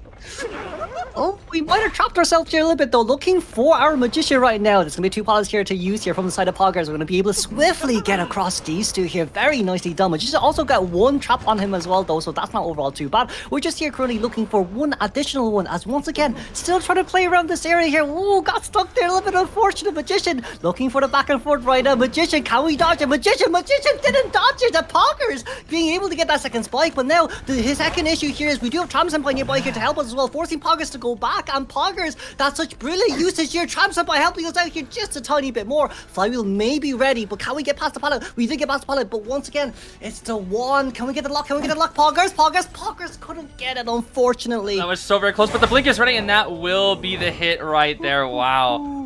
That was just incredible control there from Poggers. Oh my gosh, even netting 1 extra spike there, and look at that presence. Oh my goodness, the insolent skyrocketing that presence with the gosh darn chips. Oh my goodness, about nearly a hit away from full presence it looks like there, but chipping away. That's a good initial kite here from Justice, forcing out the blink. Cypher Rush is looking really, really good here at the moment, and here comes the Gravekeeper, safe as ever getting in here, not taking any chip hits here. Oh, look at basics. Gravekeeper. Yeah, a bit far away though. I feel like we could throw down a trap for a double hit, but for now we're gonna play a little bit safe here, looking for Magician here. One more time, do a flywheel. Oh, hey, that lands! Wow, okay. Sure. That's not what I was expecting, and the extended spikes is gonna get the follow-up right there. Oh! Wow, what a bait! What a bait! Well, I think we might be able to see. Well. Poggers very beautifully done there, as we do see here as well, right? Once again, trying to prime that audience effect as much as we can. We do see AliExpress here on the other side here, getting back to the shovel here one more time. We're going to try look here for the next survivor coming to rescue. It does seem like it's going to be the Fire Investigator, Mellow A. But once again, Fire Investigator does counter this breaking wheel quite a bit as well with these airbags. Let's see how well we can do here. Yeah, full presence is going to be utilized onto the Fire Investigator, but that's only 1 quick... Oh, good wand there. But actually predicting, maybe reading the blood trail. Well played from Poggers there. Fire Investigator is going to get off with just a quick little snap, just a little bit of a chip damage there. But this is going to be a dead on chair Magician at 360 or so % Cypher progress, which is... a little bit short of where you want to be, so showcasing why they are an S-Badge wheel. Just very, very impressive right now from Poggers here. Still has a trump card as well to work with. And I just realized they have max status here as well to really pressure down the camp here. And I believe the next best chase target is probably going to be maybe the Gravekeeper, since that shovel is already out, but it looks like we're making our way toward the... Never mind. We're looking. We're just looking. Yeah, but turning towards Geishas here is that Gravekeeper, that's who we were talking about, Zeez. So it's overall not a bad even equivalent exchange here. Forcing Gravekeeper into our shuffle, moving out here instantly as well. Very nice bit of items. As now the next one here in line is going to be that Novelist. But Novelist in an area like this is a little bit harder to get spikes on. Snappy, can we get anything? We couldn't, unfortunately, speaking here from the side of Poggers. But once again, you do... okay, flywheel used. I thought we just running straight towards them by accident there. GG's. But Snappy's doing a really good job with his containment, as we somehow got that spike on, and that's going to be a switcheroo just to cancel the max presence. Yeah, that was really well played there from the Novelist, but running into the trap is going to get only now 1 chip away from going down, but the Cyphers are being pushed super, super fast by the other 2 members. Going to be zooming on back over to the Fire Investigator. Still has 2 airbags to work with. As long as he doesn't trap himself here, I think he should be pretty good. We do... potentially trap ourselves. We're gonna have to delete that airbag right now. Yes, there we go. And he's gonna move all the way back on now to the Novice, I'm guessing here. No speed boost to work with just yet. One did just come up now. Extended spike's gonna be ready soon. Full presence ready soon as well. We might just be able to full pres the Novelist and get him down here. Yeah. Gravekeeper being able to pop open that Cypher machine. We did force an additional item out. I think this is bait though. They baited him in and now they can pop. Oh, that was a really good bait there from the survivors, but maybe it was best to just share the novelist there at this point. Probably didn't know how far along the ciphers were there. Not quite at a book just yet for our novelist, so we cannot cancel the full presence, even though it's not even ready yet. Still 5 seconds to go. Might be able to actually get the book in time. Snap not quite ready either. Snap wasn't ready. Oh my god, yeah. I was wondering what happened. But the snap here finally comes down, and it's a brilliant tagging here from the side of Poggers too. Especially with the Cypher Rush, even though, you know, we did have a very fast down. I would say more or less this is kind of just, you know, Survivors doing really well as well with that mid to end game Cypher Rush from their side. Poggers has done really well here, but it really is just Cypher Machine being a tiny bit too fast. Right, yeah, especially, like, I think a lot of time was burnt out on the back and forth there as well. And I guess Survivor's not leaving just yet, just in case maybe we see an overcommit onto a certain person. Maybe we could get a backdoor rescue here, but it's most likely just going to end up being that tie there. But yeah, very well played there from both sides. I mean, that was just a very fast down from Poggers, showcasing their expertise and their control on the wheel, but the Survivors also not giving in, recognizing what they had to do, pushing those gosh darn ciphers. And it looks like we are actually... Are we going to greed? We're going to greed! They're not done! I mean, a bit late, I think. But with 2 survivors here on the way in, but it seems like we're able to get the backdoor rescue here just on time. Poggers missing a little bit unfortunate with that spin. Then once again, speed boost out. Snappy here does have flywheel already. That just means one thing. We cannot change open here. Just, yes. We're gonna look for a little bit more. Can we get a little bit more? Can we get a little bit more? Can we? We didn't. Novelist might be able to actually get this here. That's gonna be instant usage. We get the flywheel. Brilliantly done. But now we gotta stop on the wrong one. But that. Oh no! Do they actually get it? I think they managed to get the 3 escape. Oh no! And I had already written down draw with pen. I have to. Oh no! I have to change my notes. Oh no! Very well played from the survivors there, but oh my goodness! I guess that's just where no detention really hurts. Yeah, I do believe what ended up happening there was Poggers barely missed that spike for the initial spike when the rescue came through, right? So she overturned into Word Graveyard, just barely missing that novelist. And because of that, we kind of lost an additional one there. And once again, of course, you see from the side of Fire Investigator too, it's just absolutely criminal how well he's played there, especially with those airbag placement, especially with the backdoor rescue. Gravekeeper did a brilliant job into the base, and then Fire Investigator with a beautiful backdoor rescue. Yeah, that was just really well played by the survivors. I mean, at that point, I really thought it was just a tie. I had already written it down in my notes, but the survivors really agreed it out, and it actually worked out for them. So honestly, huge props to Team DHL there. That was just really impressive.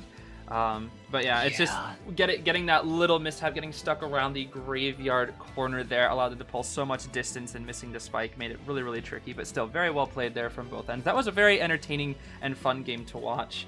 Definitely. That was our 5th match there. And moving on now to our 6th match of the day. We're going to be seeing Sky 7 out here once again, going up against our S-Badge Hellembers coming back out here, Luvcas. From Luvcas here, I would say, right, it's once again the same map. And once again, we still do have Tram Senpai with us too. But I would say Luvcas' Leo's playstyle is very interesting, even from my point of view as well. We kind of deny quite a lot of the pallet stun potentials to gain more embers from Luvcas, and he focuses more primarily on chase. He does not like that chase being broken down from him. So I do wonder whether or not we're going to maybe change strategies, or we want to continue the same strategy of not getting a stun, right, and just go for the chase. Yeah, you do raise a really good point there in terms of how they're focused on how focused on the chase that they were, especially compared to our last Hellember, who was a little bit more focused on the camp this time, but may actually be choosing to swap it out for a Naiad play instead. Maybe also this just could be a little bit of a bait with the Visitation, trying to bait out maybe some different characters that don't directly counter the Hellember. I know the Novelist is going to be quite annoying being able to swap in against him, but rocking, is that the, I think that was the Christmas Hellember skin, so getting a little bit festive here. 'Tis the season, perhaps. And we are, well, I mean, 12 days, Zeez, there's only 12 days left until Christmas. Would you like to build a snowman, Zeez? I think it's time to build some snowmen. First day of Christmas, Hell gave to me a 4K on Ever Sleeping Town, please. But yeah, we are protecting that novice just to play it very, very safe. We're going to be seeing Titanier on the Perfumer here as well, with a full kite on the Batter. Batter's been a popular pick today, which I actually really like to see. I think Batter's a very entertaining character to watch. But this is going to be match number 6, so this is our last match before we get one final match with each of our players out here. And Christmas Ember. Last Christmas, I've given you my heart, but I'm taking it back this time. Luvcas, we're going to go straight in towards 1K Knight, who is playing Perfume for this game, as we are now currently decoding and not aware of the impending doom. Oh no, we're going to change our targets. Looking at Flaming Bra middle, a little bit confused of where we're going, but seems like for now, can't really see the Perfumer nearby. Yeah, I really like what this Batter is doing here. I think he's actually purposely feeding the Hellenberg to Nidus here just to make sure it's a really, really difficult to find an ideal chase target, because Batter is definitely not the ideal chase target here with him being full kite, flywheel, 3 balls. I mean, it will give him some embers to work with, but it's going to be just a very big annoyance. And we're not even going to be aiming for him. Yeah, we're just going to completely leave him as he continues to just stalk this Hellenberg. I don't even know if this Batter will have a single % of decoding this entire game at this rate. Oh, but then like maybe trying to bait for the Batter here. Batter coming a little bit closer. Come for Batter. A little bit closer. Coming here. Will the first ball be baited out? Will the first ball be baited out? It won't, unfortunately, as our Ember will drop down our... as we'll be able to drop down the Fire Ember. And once again, we won't break the ball, but we'll continue with the chase. Right. I mean, that was really good there, utilizing the fact that you know the Batter's going to keep on stalking you to your advantage. That's just really, really good. Going to try to not go for the Blink as our first hit. We really just want to try to get... maybe the Ember to do something here, but not quite. That's 2 balls used very well from the Batter here. Going to be going into the Rage mode now, utilizing potentially one more here. Do we have a Flywheel? We do have a Flywheel ready here, but not quite going to use it. Thought we might see the Blink there, but wow! Wow! Wow! Well, brave. That's definitely brave, but we finally opened the first present here, so that means we can instantly go with the Teleport Blink hit down. But once again, Novelist is nearby. Batter does still have his bottom ball left on her hands to use, but it seems like this one will miss, as Batter has none left on her hands to use as well. Trying to force out the Flywheel here. Perfumer going for a little bit more of body block support. Can we maybe get this? Is now the question on hand. It seems like Perfumer will be taking that hit, first hit, and the second one here, just so we can deny the re-perfumes. What? That miss? And the Novice takes it. Oh my. Wait, this is maybe a little too much support. I think maybe this team is now a bit too eager to support. He's at full presence. Watch for the red Blink puppet. Is ready. Ooh, it's so close. The Blink. Oh, he baits it! Ooh, well played. This Hellenberg is so patient, holding on to that Blink for, I want to say, nearly a whole minute, felt like. I guess Christmas came early. Christmas came early for Hellenberg. Maybe not for us survivors here. But the heart here has been taken. But we see 2 balls in front of us as well. Will we break the balls here first is a question. We are really looking for it here. As now Mercenary on his way to rescue. Can we get a hit? We didn't get a hit over. We aren't willing to break the balls here just yet. It's so much pressure now from the side of Merc. Right, I love how we swap in between just to make sure the red puppet is the puppet that we have here to potentially go for a trick. But it looks like the Mercenary just goes for a very brave near instant rescue there. Getting a farm on 2. Or no, wait, what did he hit? Batter. Oh. I didn't even realize. Yeah, I was like, wait a minute, hold on. So suddenly there were just more people coming in. It seems it's quite a festive year, eh? Yeah, truly. I guess Christmas. The more the merrier here. Gonna throw out the puppet. We do miss the Rage ball there. That ball is now permanently gone. We're not quite enough at our book just yet. We almost have it. The Metaphor is nearly back. There is our Metaphor back, but the Batter is also getting pursued by that red puppet. Oh, changing. No, looking back once again.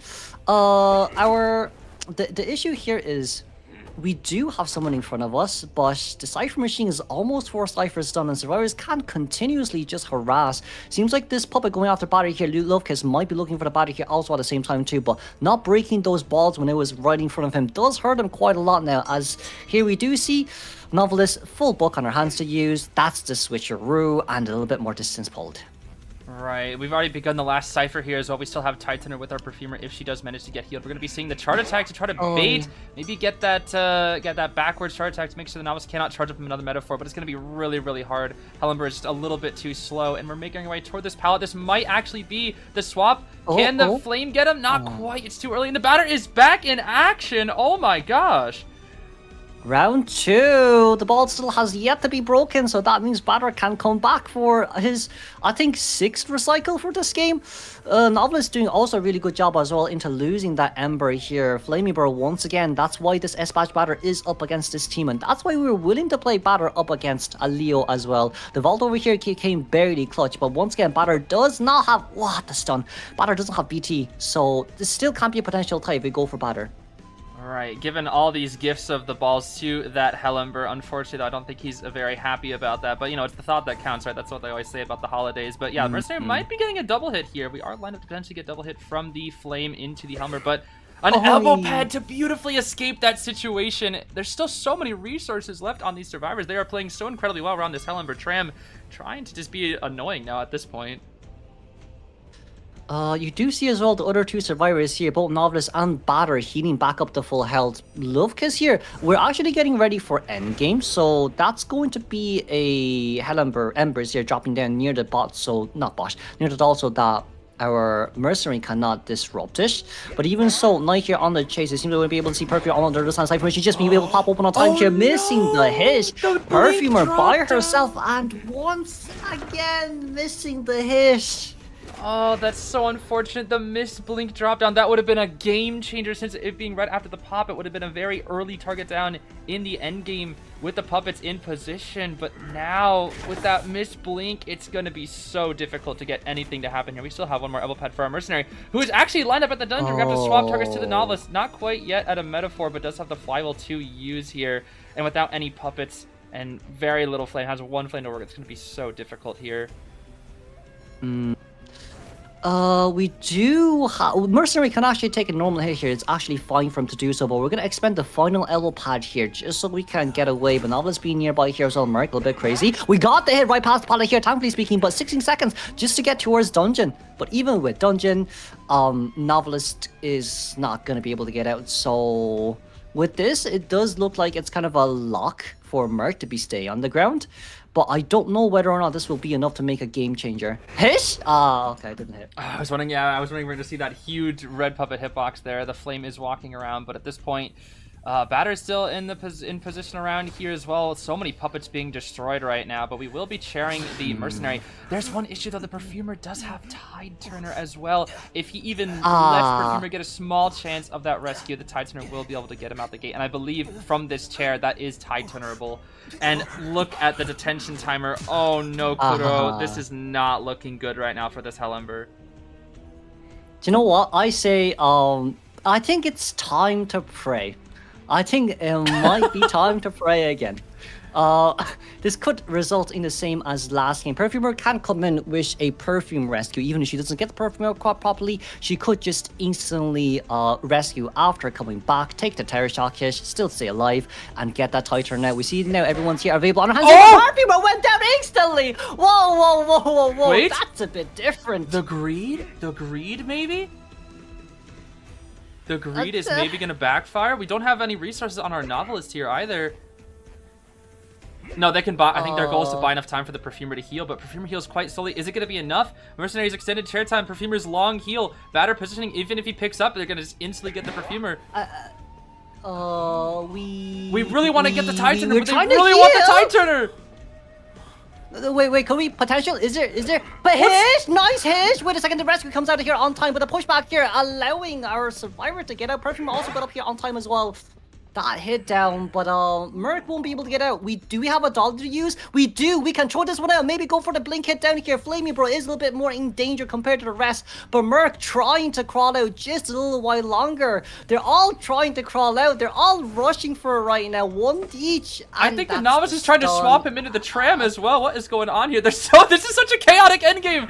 Oh my gosh, there's so many things happening right now. The Novice has completely left this area and cannot swap with the Mercenary right now, but the tram! Oh my gosh, there's so much happening! Novelist flywheel! The flywheel! Oh my gosh!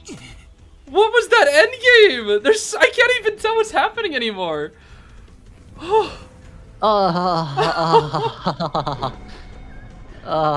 a match. I mean, Perfume, the top was there, but the full counter from Ember, instant puppet drop down hit, and then what did we do? We saved. We tried to stall for more time to get that Ember out from the side of Ember too. That was, oh my lord, that was crazy from Luvcas. Oh yeah, that was just insane. Honestly, from both factions, being able to keep up with everything that was going on. I mean, there were just tricks being used by the Ember left and right. I don't even know how these players were able to keep up. That was just moving at such a fast pace, and yet they still seemed relatively calm throughout that. I mean, it looked like their plays were very calculated from both factions. I just have to commend that. Was just such an amazing match from both ends. Survivors really slowed down the pace of the game toward the mid game, and the Ember keeping the pressure up as much as possible up to the very last second. That was just probably my favorite game of the day. That was so good. Yeah, and like, it's just the counter to a Perfumer who is known to also counter a Ember as well. That was very fast and very speedily, nicely done by Luvcas too. But you know what? With that game ending, right, we still will be able to see Luvcas for the remainder of our 3 games. We now move on towards Game 7, don't we, Zeez? Yes, we do. This is going to be the last 3 matches here for each player. We're going to be seeing Whatsaterrorshock going up against Poggers here one last time. Let's see if they bust out the wheel here once again. I'm hoping we do get to see that wheel because it's quite a treat in the last game, but I'm really cheering for them in this one here because we did kind of get a little bit of robbery from that last one. So hopefully this time we will see them pick up a potential win here. We are going to be seeing no bans, Ever Sleeping Town pick here once again. I think every match will take place on Ever Sleeping Town today, Kodo. Yeah, I would say, right, at the end of the day, it is just more suitable from the Hunter side too. But like seeing from Poggers here, might be looking for that Goldman potential pick up against this team. But once again, you see a mech, you see a Gravekeeper, you see a Magician, you see a Perfumer. Not really the best when it comes to playing Goldman up against. So it's kind of just a lot of switcheroos here and there, as we kind of do need to see how well we play. Because like you see, as you said as well, right? Like definitely speaking, Wheel would be the best here up against, you know, the likes of Gardener, up against the likes of Mechanic. But I do think Poggers might just be aiming for Ivy now. Right, yeah, I don't think that's necessarily completely bad into a comp like this. It is pretty tricky to play around, and maybe just doesn't want to deal with all the flywheel potentials here with the wheel. I guess maybe it's just a confidence thing if they're more confident with the Ivy here, but at this point we are going to see the full kite onto this mechanic with flywheel borrowed on the Perfumer Gardener and Titaner from this Gravekeeper, really just trying to counter that breaking wheel, but it looks like it will be a little bit tricky into the Ivy here as well. Probably going to go straight for that mechanic, I'm guessing. Yeah, Mechanic definitely would be the best pick here, but I do wonder whether or not Mech will be dropping that bot down early, or will we be using that for potential body blocks? Because like, from the side of Ivy, it really is just, the bot is leechable as well, right? So that just means more map control from the side of Ivy, even if the bot is out and decoding. But let's just see what Poggers wants to do. Once again, it will be the final match here for Poggers as well, as he will be bringing out his one final last stance on that Shadow. Yes, sir. We're going to be seeing a pause, actually. But I just took a quick peek at the build. It looks like it was the same Ivy build here as last time. But with a pause, let's see. No, I guess actually it's fine. Never mind. Okay. Yeah. Moving break. on. This is a small bathroom break. Yeah, it's gonna be sending the immediately out toward that mechanic. We really want to make sure we eliminate that Cypher Rush as quickly as possible here. Yeah, but with the bot there drop down early on, we do see Mech here on her way out as well. But the bot here being, controlled just a little bit here. We do see another survivor nearby, just underneath balcony. Seems like that was the Perfumer. So Perfumer being able to rotate out here as still trying to maybe find a kind of breaking point here to look for the mechanic. But actually speaking, if she walks into the Revelation Zone, it wouldn't be so bad. But now it just seems like it's going to be the bot breaking that Ostrakhan. Yeah, and at this point, it looks like... Oh, wait, the trim? Oh, not quite! Not quite yet! It's been 7 matches, we haven't seen a single one clip. I'm very surprised about that. But yeah, moving onward to the Perfumer here. 59, unfortunately, not going to be able to get that 60, but actually forcing her back into the Ostrakhan range. That's actually quite good. Might have to use the Perfume here. Does get the Perfume. Okay. But if she goes back, not is too she not bad. at the same... Ah, no, she realized. Yeah, Hey? she knows. Well There played. we go. Yeah, because like no matter what happened there for Perfumer, she just go back towards 80 stacks, right? So it doesn't really change that much of a difference here. So Perfumer being able to force herself to rotate out is really good. But with the blink down here, let's just see how well Perfumer does it with the mind games Poggers. So trying to play a bit more mind games. He has an instant hit down there, just be able to guarantee that Perfumer on chair. But we see the Cypher Machine here as well, very, very, very evenly distributed across 4. Right, and I think especially what helps there is that bot out there. That bot has been doing a great job of decoding that Graveyard Cypher, which just makes it's a real pain in the neck for Ivy, who just really likes being able to pressure down Cyphers, especially toward the mid and late games here. But with the bot, it's going to be really hard to get anything going. The momentum for the Survivors right now is just insane. Do we see a Terror Shock? A Terror Shock might be what we need right here. That would probably save the game.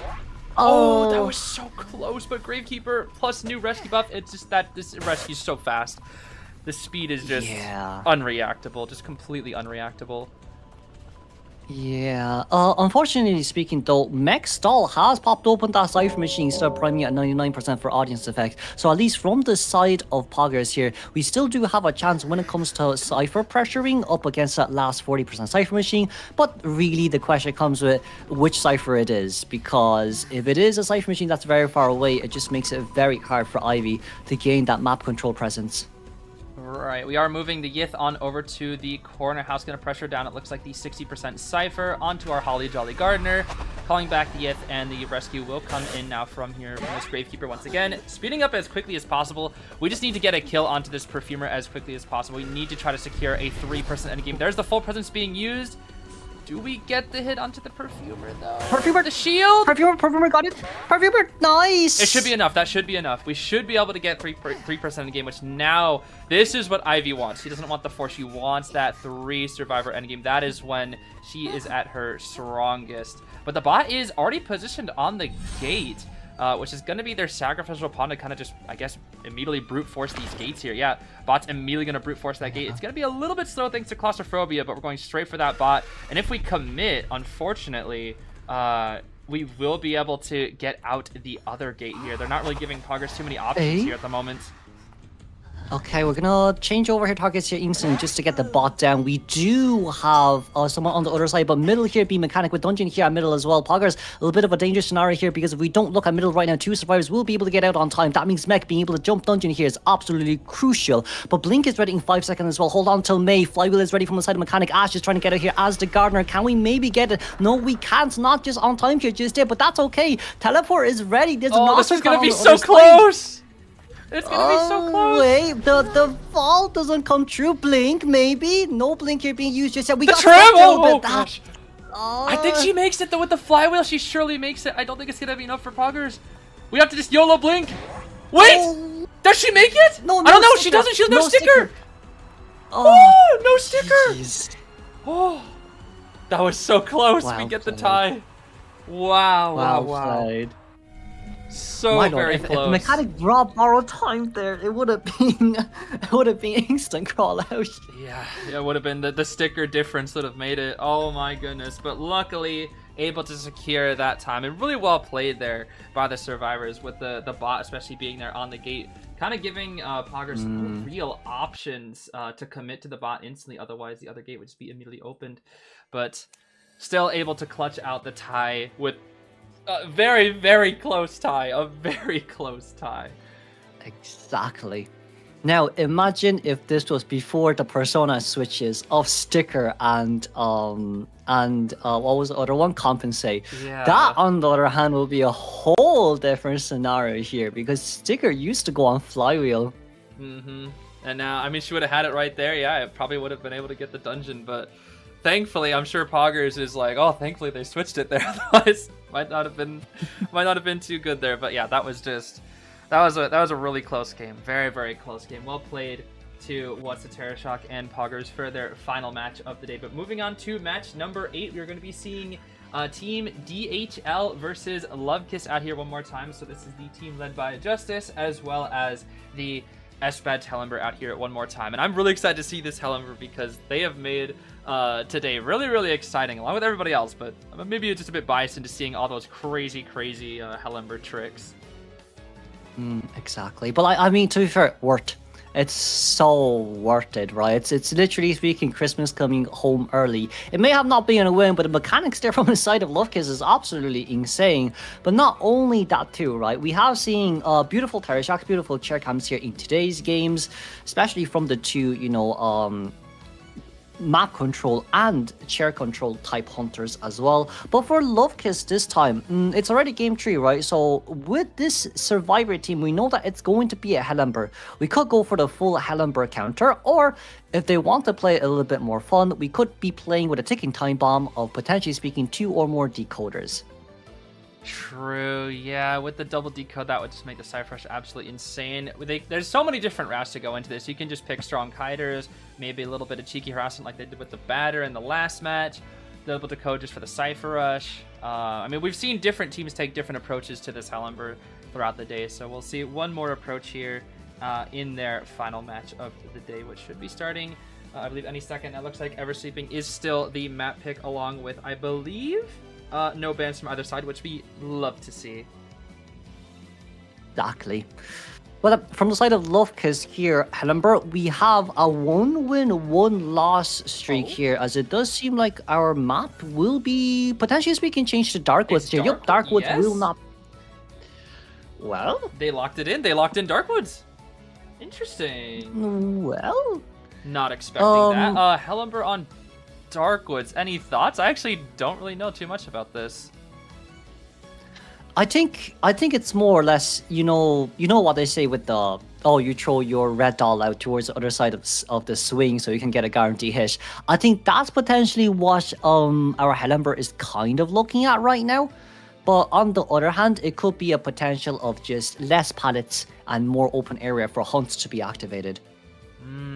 I see. Yeah, that's fair. That's fair. There are quite a few really strong pallets on this map that are considered to be god pallets, I would say, especially in the mid-transition areas, which could be pretty annoying. But with the flame, the shadow, we should be able to easily deal with that, hopefully, and still keep that hunt going, because I believe the trigger does not get rid of that hunt. But we are going to be seeing a Knight pick along with Postman, Gravekeeper, and Aeroplanets.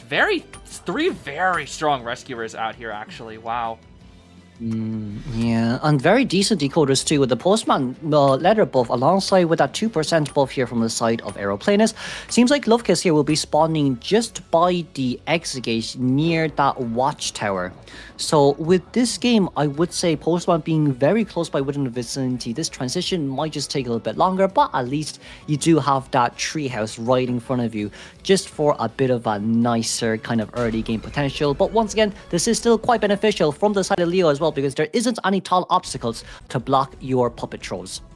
Exactly here. And looking at the build, it's going to be the same build out here from this Hellember Max Berserker, Max Hunt with the instant detention blink. Not actually choosing to go for that Postman in the corner. Probably realized it's just a bit too annoying chasing in that area until we have our puppet ready. But we're just kind of walking around here looking for an ideal chase target. Looks like the Knight is actually going to be the initial chase target here. Knight does have the flywheel and helmets to work with here. But how will he utilize them? Going straight up to this vine, going to take it here immediately, not going to waste any time here. I'm just going to drop down the other side and move his way to the pallets. Actually, look at this back and forth from the Hellember, not really making it obvious where he's going. Hunt has triggered. Look at that speed. Oh my goodness. But even so, from the side of Knight, all you need to do is do an attack. Hey, wait a second, we got rid of the Ember in order to cancel out that basic hit. Knight now might have to force himself to actually use 2 of his attack predictions, and in that case, as our first presence has finally here been opened. Right, that was really, really well played there by that Hellenberg, realizing that was just going to be a very simple attack predict there. Maybe it would have been best for Knight to, you know, like you said, go for that follow-up one, but it's still playing on that very, very well. Looking for a potential blink here, not quite. I mean, we've seen how patient... Okay, or just let it rip. I was about to say, they were going to let him be patient, really, once again. They were patient so long in the last game, but we just let it rip that time. Even with the Postman letter being given to the Knight, we didn't really get to utilize the benefits of that too much, but with the Cypher progress being 264, this is looking like a really good tie position right now. We're just going to need to see a strong Rescue Gravekeeper making his way on in here as well. Not going to be an easy stuff, but we do have Puppet and Flames ready for it. Yeah, like Luvcas' main chase on Knight is because there will be no wireless rescue here. But see here, right, with this type of camp, we're able to teleport back here instantly, maybe for a double potential hit. But right now, Luvcas, a little bit unfortunate, got that Ember on towards the doll, but it just got cancelled out immediately by that Postman. So it's another Divine Savior Grace. However, Ember here being able to get dropped out just means it's going to be a bit harder for us to play. Right, and with the, yeah, it does actually seems to get the little boost here. Cannot swing just yet. Flywheel is enough to make it to the pallet, actually, but can he get one more helmet for this hit? He's looking back at the Postman, does manage to get the hit right there, and Postman support does not really do much with the Wick. Cyphers are still looking pretty fine here for a tie, but no more Tide Turner on this team, though.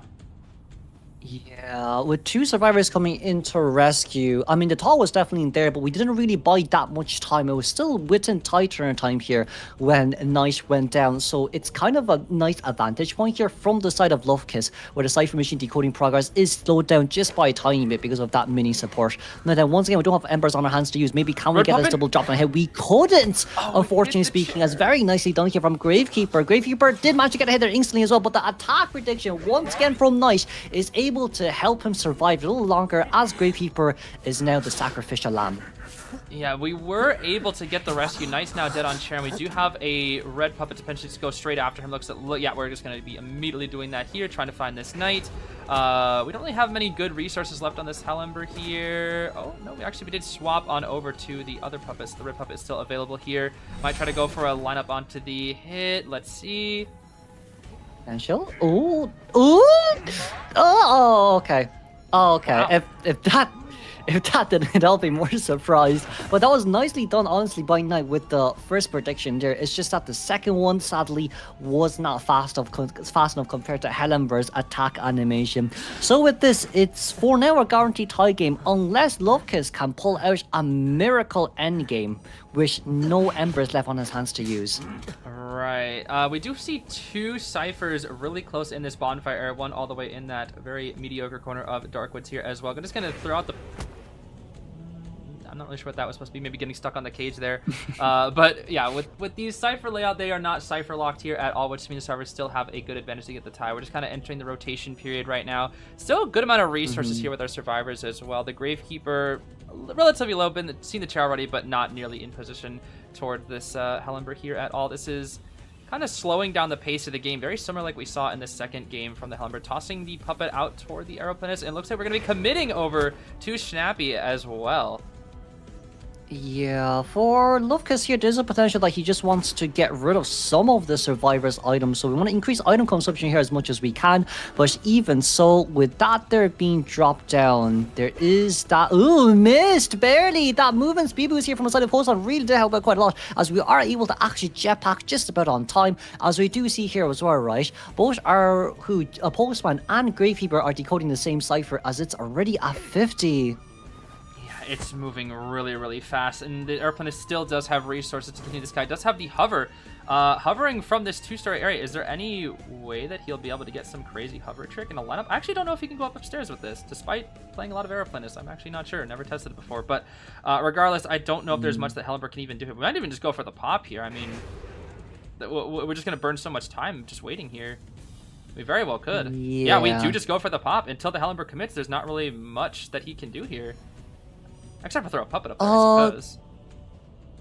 Yeah, I think getting the item back here is nice, but if you do throw that up, that just means you need to walk up to actually get your item, so instant hover away. You're now down one less, and we did manage to make it upstairs too. That's crazy. Wow, that's such a good positioning there. Yeah, I don't think the Hellenberg was really ready for that, and this is giving them a very good advantage here in the endgame because there are no puppets at these gates, and now we are maybe going to try to line ourselves up here for a 3-person escape. Because we have a shovel to body block. The dog is coming out. We do still have blink from this Hellember though. But is it going to be enough? Actually, the airplane is running to the dungeon. I don't think he makes it though.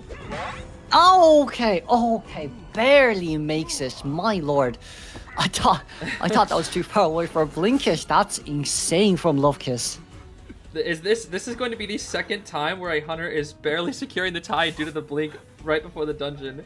Oh my goodness, these matches are just. Oh, I'm gonna have a heart attack, I swear. Oh my gosh, insane. Double Rescuers teams though, to be honest, because like this game really is just, you can't really say much for Luvcas, right? Because he's definitely done well with what he needs to do, especially with the first hit up against Knight. But 2 Rescuer team comes here, especially with a slow first chase, is just a little bit too much, especially if you want to win as well, unless you can have some like really decent fast pace, where the last 3 Cypher machines are close enough towards each other, then potentially speaking, we can maybe aim for a win game. But I would say it really is just, once again, early game survivors, it is the audience effect decoding speed boost, and then late game, it's that accelerated decoding speed boost as well. So with this, I would say we do see kind of the pros and cons of Hellember once again, right? It's just that snowball effect isn't as strong as maybe to our current day meta hunters.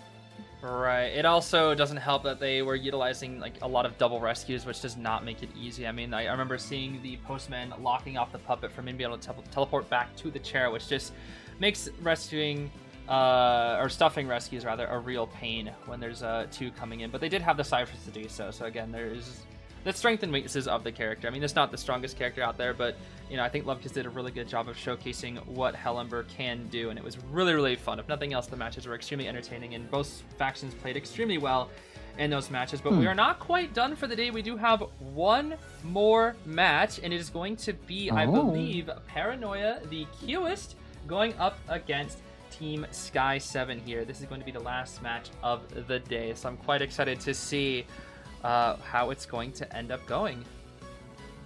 Yeah, but like not only that too as well, right? This is going to be a little bit more of a tougher matchup here, maybe from the side of Paranoia, especially with how well Sky 7 has been doing within the last 2 games too. And yes, once again, will be our ultimate game of day 8. So that simply just means that we will be able to see an additional ban here from the side of maybe both survivors and hunters, in which, just more of a respectable kind of way from both sides, since, once again, final last game, there is still that potential. Actually, it looks like we just got confirmation that was maybe just a misinput. We did actually see no bans there, so I was about to say, I was really surprised. Like, are we gonna get the first ban of the tournament? Are they that scared of the Cueist? But it looks like we are just gonna let it through. Oh wait, no, they did ban Cueist. Wait. Oh. They did ban it. The first ban of the tournament. I mean, to be, I would say that's a huge respect from Sky 7's side to Paranoia as well, especially seeing how well that Cueist does in such a, a competitive scene as well. Right, so like now moving on, for Paranoia, Cueist being banned, team does still have other hunters here to use, but that just means it makes it even harder for him to maybe make picks or plays. But like, he definitely does still have hunters, right? Because Cueist was just recently released compared to all other hunters, especially as a hunter main too. You definitely do still have something up your pockets. Yeah, no, for sure. I'm just my mouth is just kind of agape right now, because it's taken 8 days to get a single match. That is ridiculous. I cannot believe that. And that is going to come at a cost of $20 to the prize that Sky 7 will win. So they're kind of throwing out 20 to say we don't want to get 4 killed by this Cueist. And so the streak, the 8-day streak of no bans, has finally been broken. And to do it was Sky 7 and Paranoia. I mean, that just goes to show how strong Paranoia's Cueist is. I mean, no other team was willing to ban until now. They just saw that Cueist and said, nah, we don't want that.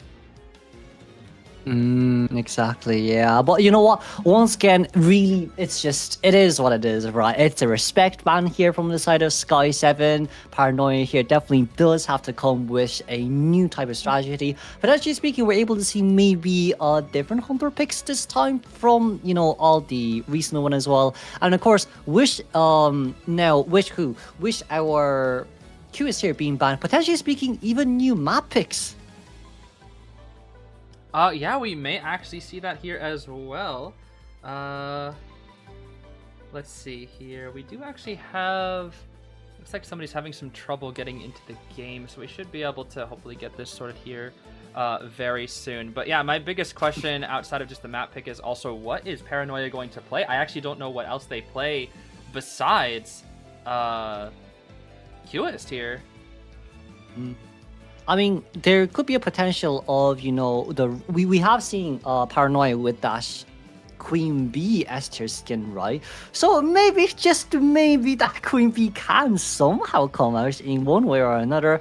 But then once again, there's still the likes of his maybe Bloody Queen, maybe the Peddler, or even maybe Knight here being chosen out as well.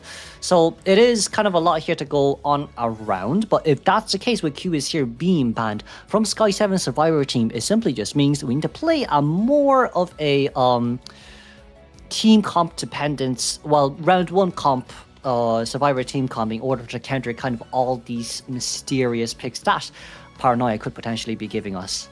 True. I mean, we've really only seen the Cueist, but unlike a lot of these other hunters throughout the the Demon King challenge, not just specifically today, but throughout the other days, is that a lot of time they would kind of mix things up, but we haven't seen any mix-ups yet from Paranoia. It's been Cueist in the first 2 rounds, so now at this point, the survivors did get to ban it, but at the same time, now they don't. What do you counterpick? You just have to, like you were saying, kind of pick the general team comp that you would maybe see in like a tournament round 1 situation where you play some very tanky characters with some flyways if you're expecting a Goatman, or maybe you're scared of the Sangria, so you want the knee jerk.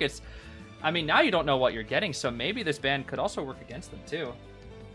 Yeah, and not only that as well, right? With like this game going on forward too, it just spices things up just a tiny bit more. Not only with that as well, like we have seen from the side of Sky 7 too, there is that S-Badge batter that they do potentially speaking have, so that could be potentially countered, and which they're really solid team comp when it comes to rescuer mains with the perfumer, and of course with the mercenary, it is just a little bit harder to break through from the side of Paranoia too.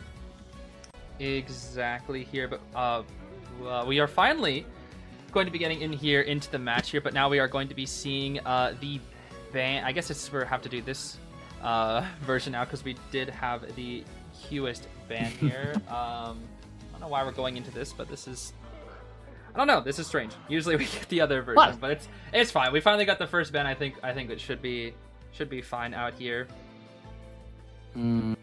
Well, from Survivor side, let's see here then. It's going to be Battery here being chosen. Also, Aeroplane is Seer, and we are missing one additional more Rescuer for that safe pick. But instead of going for the Rescuer, we're going to be choosing out the Anti-Current here instead. With a team comp like this, you can harass, you can decode, you can contain, and you can support as well. With this team comp here being locked in, we are now just waiting for the personas to be locked from Survivor's side. Yes, as well. That and gotta get that done here before the hunter pick, I believe. Yeah, it does happen if we're in the competition mode here, but it would still kind of happen regardless. But yeah, with the double harass, this is gonna be kind of scary to go into here.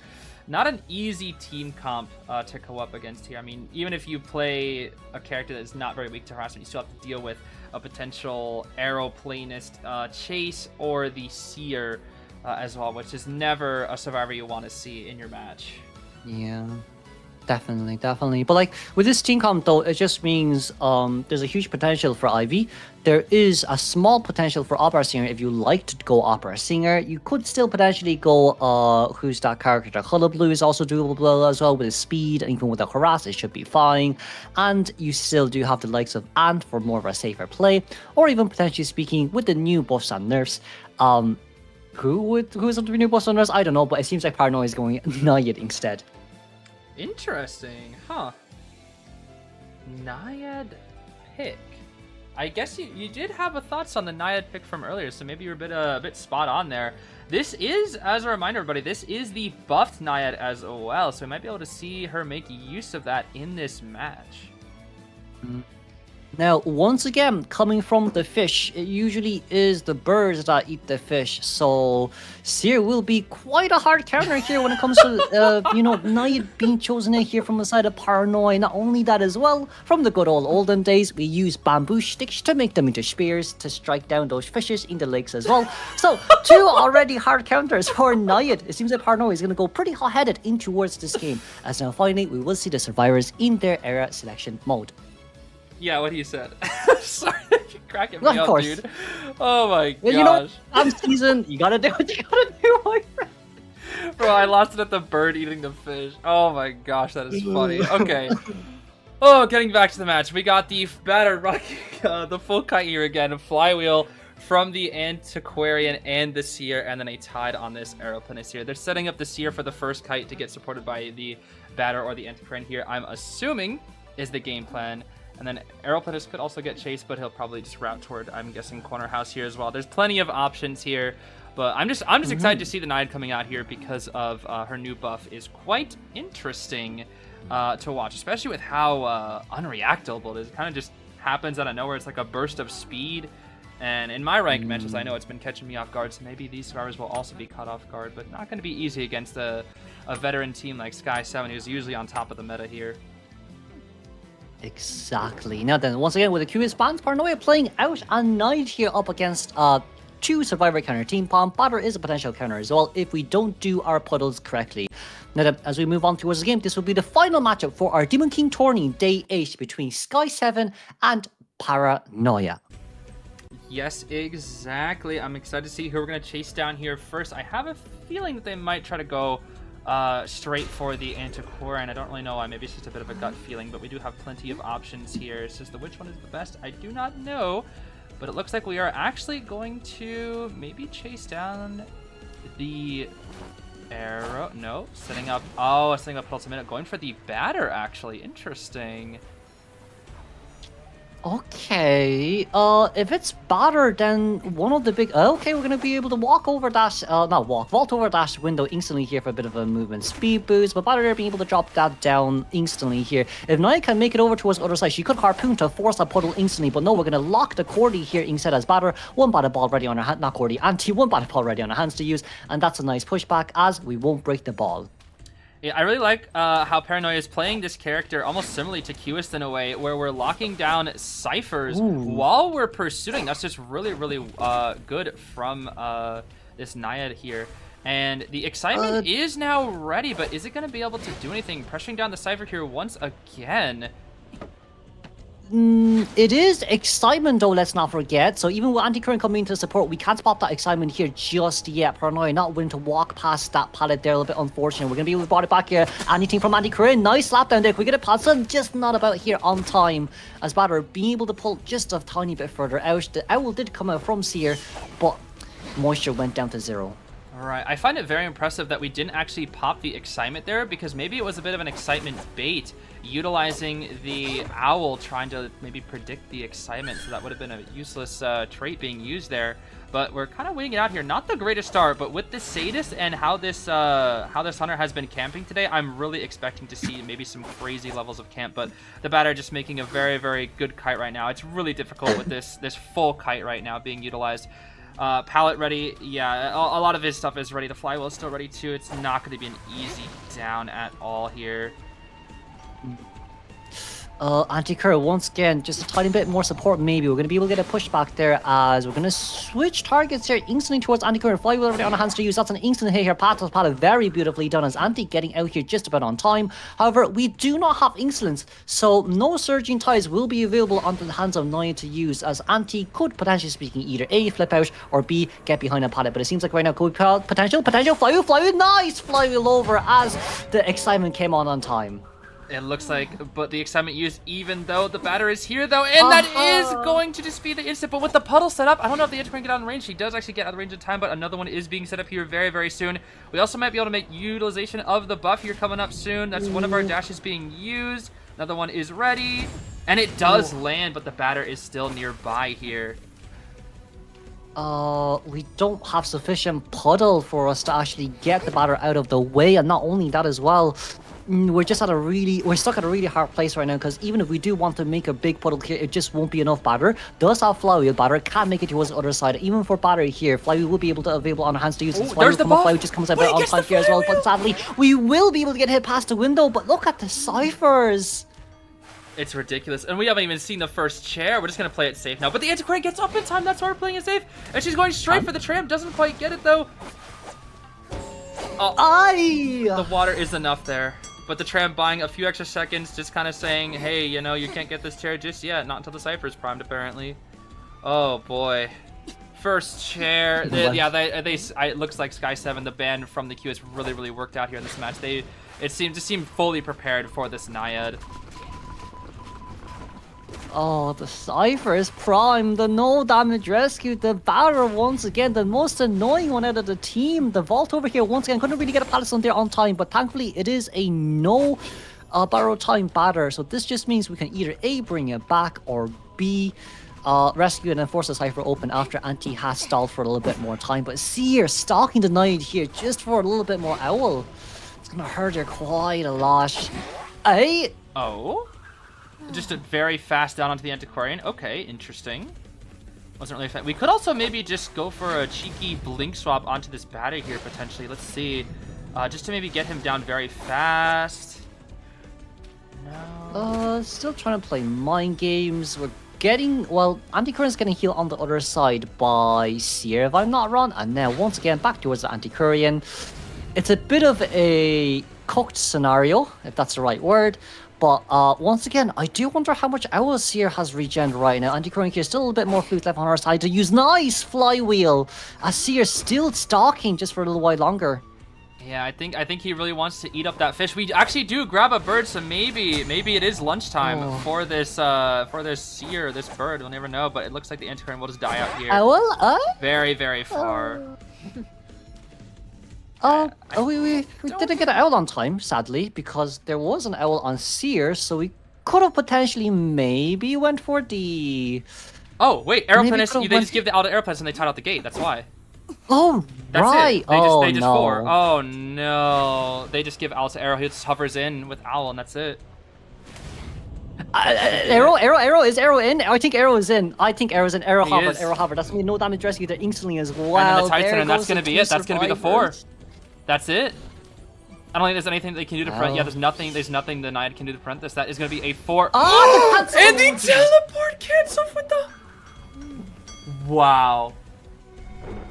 And the tram showing up last second just to say, hey, I saw that, bro. Oh my gosh.